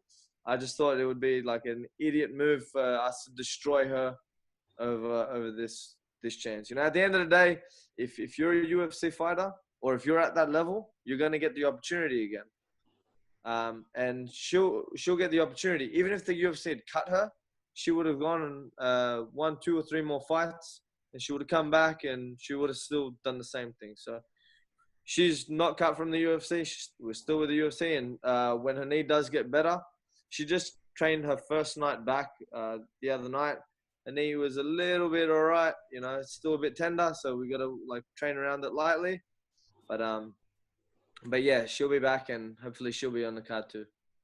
Well, that's good that she has a coach that will tell her, hey, you know, this is what you need to do. Because there's certain coaches that doesn't want to listen to her shit either. Yeah, there's fighters like that too. Like they don't want to listen to anything that you say. Yeah. And George probably knows that too, right? Yeah, man. Yes, I do. Man. Because she's my girlfriend, she's probably one of the hardest fighters to ever deal with. You know, but we get over the line. Like sometimes she's like, okay, you're not my coach anymore. Ash is my coach. She'll fire me for like a couple weeks. And then she'll realize that my brother's way more of a dick than me, and she'll ask me to come back. You know? But we've got a lot of guys that I think are close to. Oh, I know a few of our guys are pretty close to a few more signings with the UFC, or like other big organizations. But the main guy right now that I don't know if you guys have seen him. Yes. This guy is gonna tear everyone. Is actually Darwin Sagurit. He is like the Mike Tyson of Australian MMA right now. This guy hits someone, he puts them to sleep. He knocked out Gustavo Falsaroli, who was like undefeated for how many years and like probably one of the best bantamweights in Australian history. Darwin knocked him out cold with one hit, you know. The guy's got rockets in his hand. He's the brace champion. He's the Minotaur champion. He's making the drop down to flyweight for his. He's fighting on Hex as well, on the 29th of July when I'm fighting. So he's dropping down to flyweight. And man, if this guy gets into the UFC, he will turn some heads. You know, I think that he's going to be one of the big names. We've got other young guns. We've got like Trent Girdham, who's 6-0. Yeah. The kid's a beast. He's a sponge. He Man, learns so quick. Yeah, he's good, man. Yeah, he is, man. Like you teach the kid something one time, and he picks it up and he does it. He doesn't have like a style. Like he's not a striker. He's not a wrestler or anything, but he puts everything together so well, and he scrambles sick. You know, so he's awesome. We've got another undefeated fighter, Alex Georges. Huh? He's very confident. Yeah. Sometimes too confident. He's very confident. I met him one time. So, and you know, I was talking to him about it because I didn't know who he was. And then Raja was saying, hey, this is the new guy. This is the youngster right here. He's the main guy's coming up in Australia. And I was talking to him and he's all explaining to me what he does. And he's very confident. And I felt like, hey, he's so confident that it makes me believe that he is very good. And I've never seen him fight, you know, so yeah, that's right. That's good for him. The kid's good. You know, he's mature above his age for how he fights. Like I said, he's awesome striker, awesome wrestling, awesome. He doesn't really have any holes in his game, and he's young and hungry, so that's what makes him more dangerous. You know, so I think he's a 100% a potential guy for these big organizations. He wants to fight in Japan. He wants to fight in Russia, in Ryzen. You know, he doesn't care where the stage is. You know, you give him a fight, he'll fight. He came to me. He had I think he had 3 fights when he came to our gym, just kickboxing. He was 1-2, and he had gotten knocked out in his first 2 fights. And he came to our gym. Since he's been at our gym, he's had 26 fights. Holy shit. Amateur and pro MMA and kickboxing. 25 wins, 1 draw. Shit. You know, so that's a testament the kid, to he's him. been active. He likes to fight, and if he doesn't fight, he'll probably cry.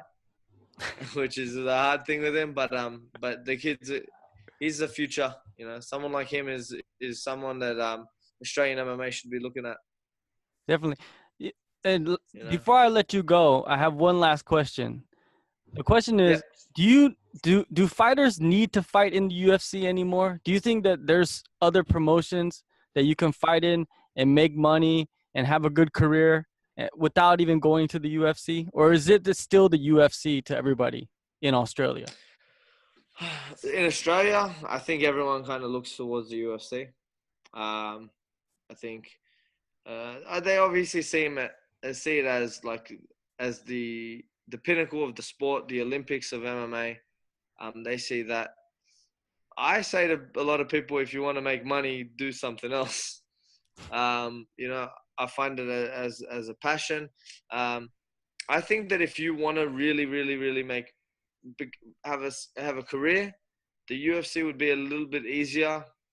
Even with sponsors, like outside of the whole Reebok deal and everything, I think it's still the easiest way.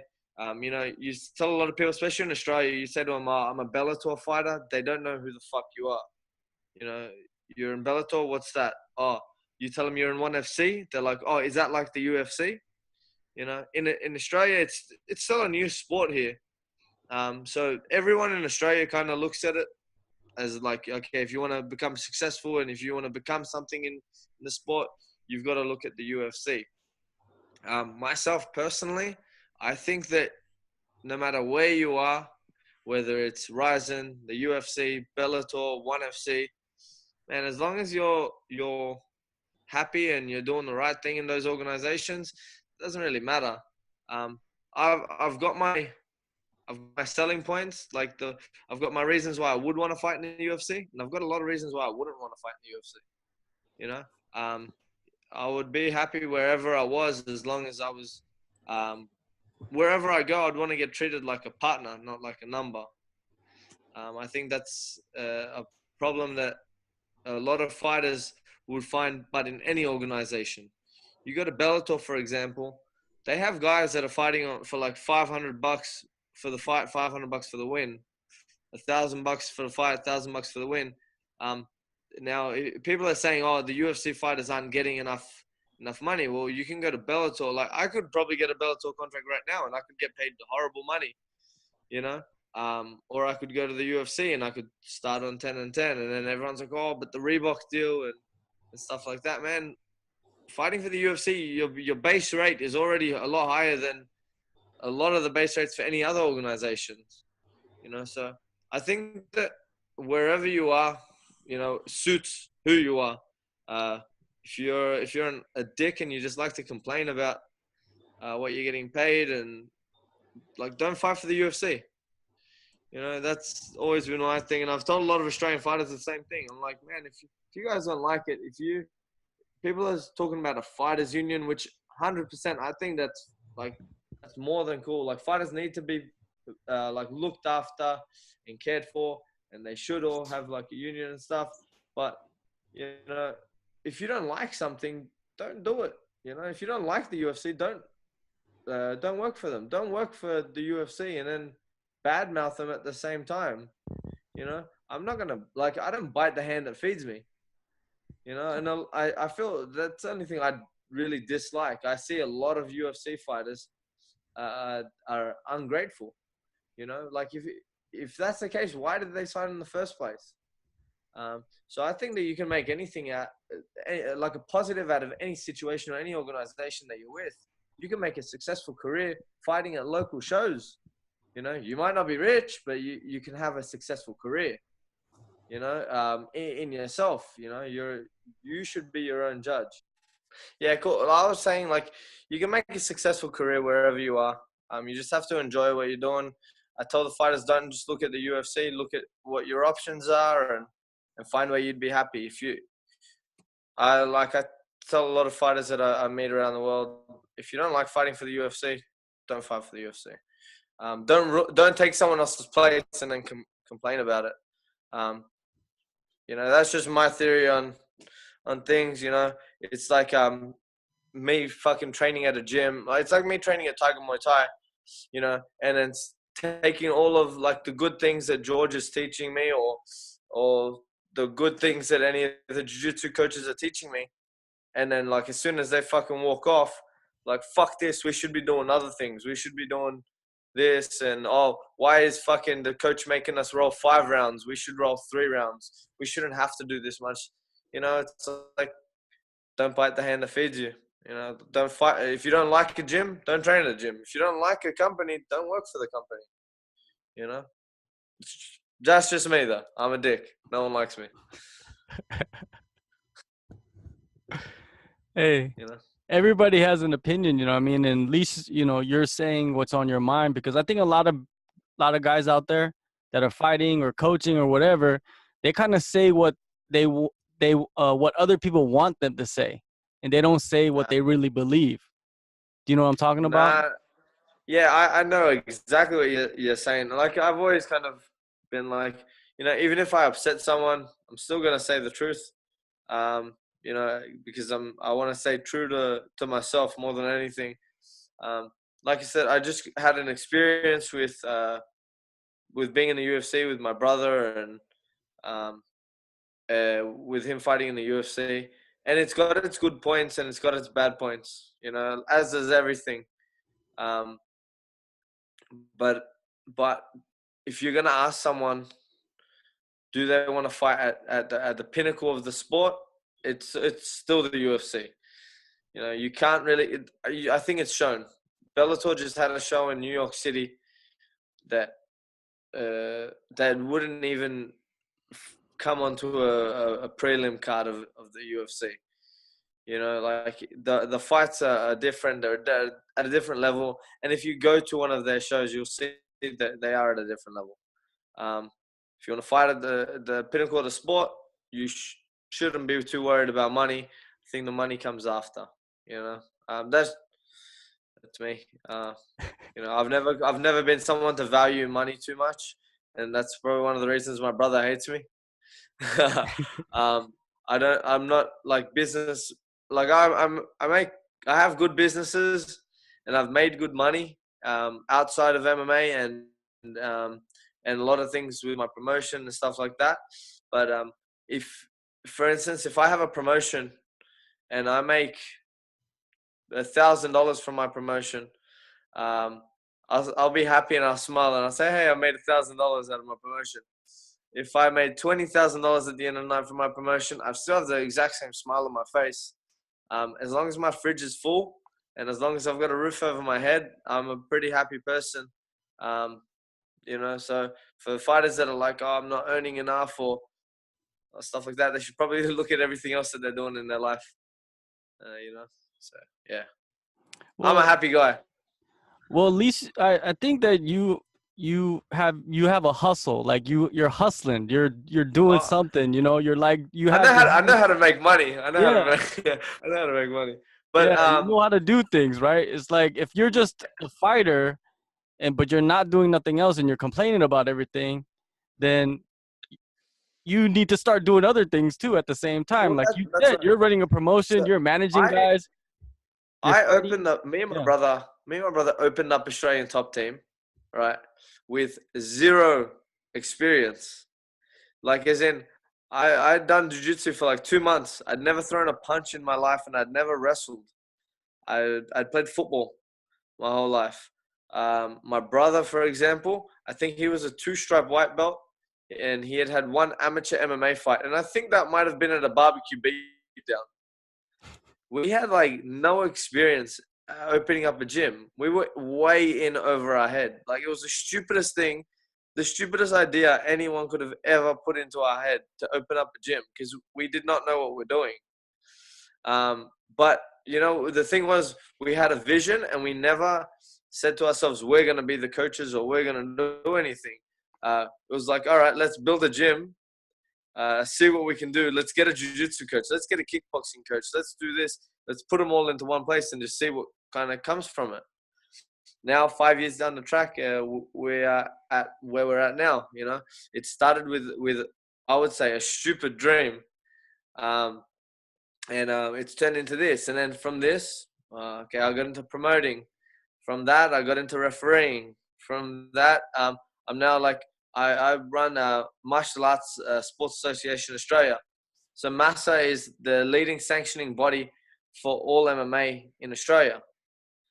So I pretty much rewrote the rules in amateur MMA in Australia. When we go, I do the meetings, I do the refereeing courses, I do judging courses on everything, and I do promotional matchmaking courses as well. So I'm actively involved in everything, and like I said, 5 years ago I did not know anything. I did not know how to. I didn't know how to wrap hands. I didn't know anything. I didn't know how to put my underwear on properly. You know, as I'd say in the way. But like through wanting to learn and wanting to be so involved, I put my hand into fighting. I put my hand into promoting and matchmaking. I put my hand into refereeing. I put my hand into courses. Wherever I could have involved myself with the sport, I really have, and I wouldn't change it for anything in the world. Even if I was offered $1 million, I wouldn't change it. You know, like I said, money's not my motivation, and you know, if I'm 6-0 now as a fighter, if a promotion came up to me and I didn't like the promotion just because it was bigger than the promotion that I'm fighting on, I wouldn't go and fight there. You know, just because it doesn't interest me. I'm happy where I am. Like, I fight for Hex Fight Series, and I'm more than happy. I fought for Rebel. I had 3 fights for Rebel FC, and I was extremely happy with Rebel FC. I loved every minute of fighting for them. Like, they gave me my first opportunity and my first chance to feel like a star in fighting, and I loved it so much. One thing went wrong, and I closed my eyes and I never looked at them again. And they offered me a fight again on their show that's coming up, and I turned it down. Why? Because I wasn't happy with them anymore. You know, I'm fighting for Hex Fight Series now, and I'm happy. And if another promotion comes along, I'm not going to just leave Hex Fight Series and fight for another promotion. I got offered good money by a rival promotion by Hex Fight Series not long ago, like a couple of days ago while I was in Thailand. I got offered great money, you know, and I turned it down, and I said no. I got offered great money and a choice of my opponent as well, and which a lot of people would be like, hey, I get to pick my opponent. Okay, and again, I turned it down. Why? Just because I don't like what the company stands for. You know, I'm not gonna give in to their money, and I'm not gonna give in to their bullshit, because I know what goes on behind the scenes. You never know. I might say that about Bellator one day. I might say that about the UFC one day. I might not like what goes on behind the scenes. You never know. But for now, I'm happy fighting on Hex Fight Series. So if any fighters in Australia want to see where they should take their career, just find whatever company it is at home and stay happy there, and don't move on for something that seems better at the time. You know, stay with whatever you think will work for you in the long run, and stay loyal to the people that are loyal to you. Well, in the future, I would like to have you and your brother on together to talk about the beginnings of Australian Top Team. Like you said, that's a very interesting story. Like you said that you didn't have no experience. You barely did any martial arts. You played football. Yep. Your brother was a 2-stripe white belt, had 1 amateur fight. That's a very interesting story from the beginning to now, which is he wasn't even a good 2-stripe white belt. He was shit.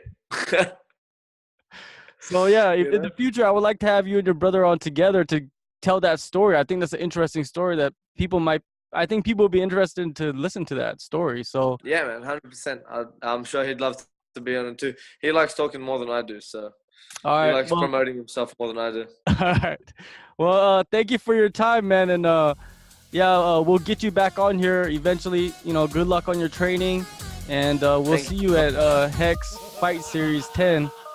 You know, maybe we'll see the banana split.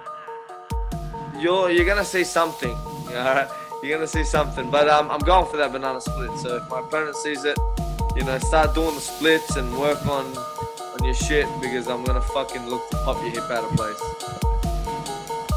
All right, but thank you guys very much. Thank you to George, and thank you to yourself, John, for having me on the show. It's a real honor for me. I like spreading the love and giving my opinion out as well. Some people might like it, some people might not. But that's the way it is. All right, take care, man. Thank you. No, thank you very much, guys. See you soon. Bye.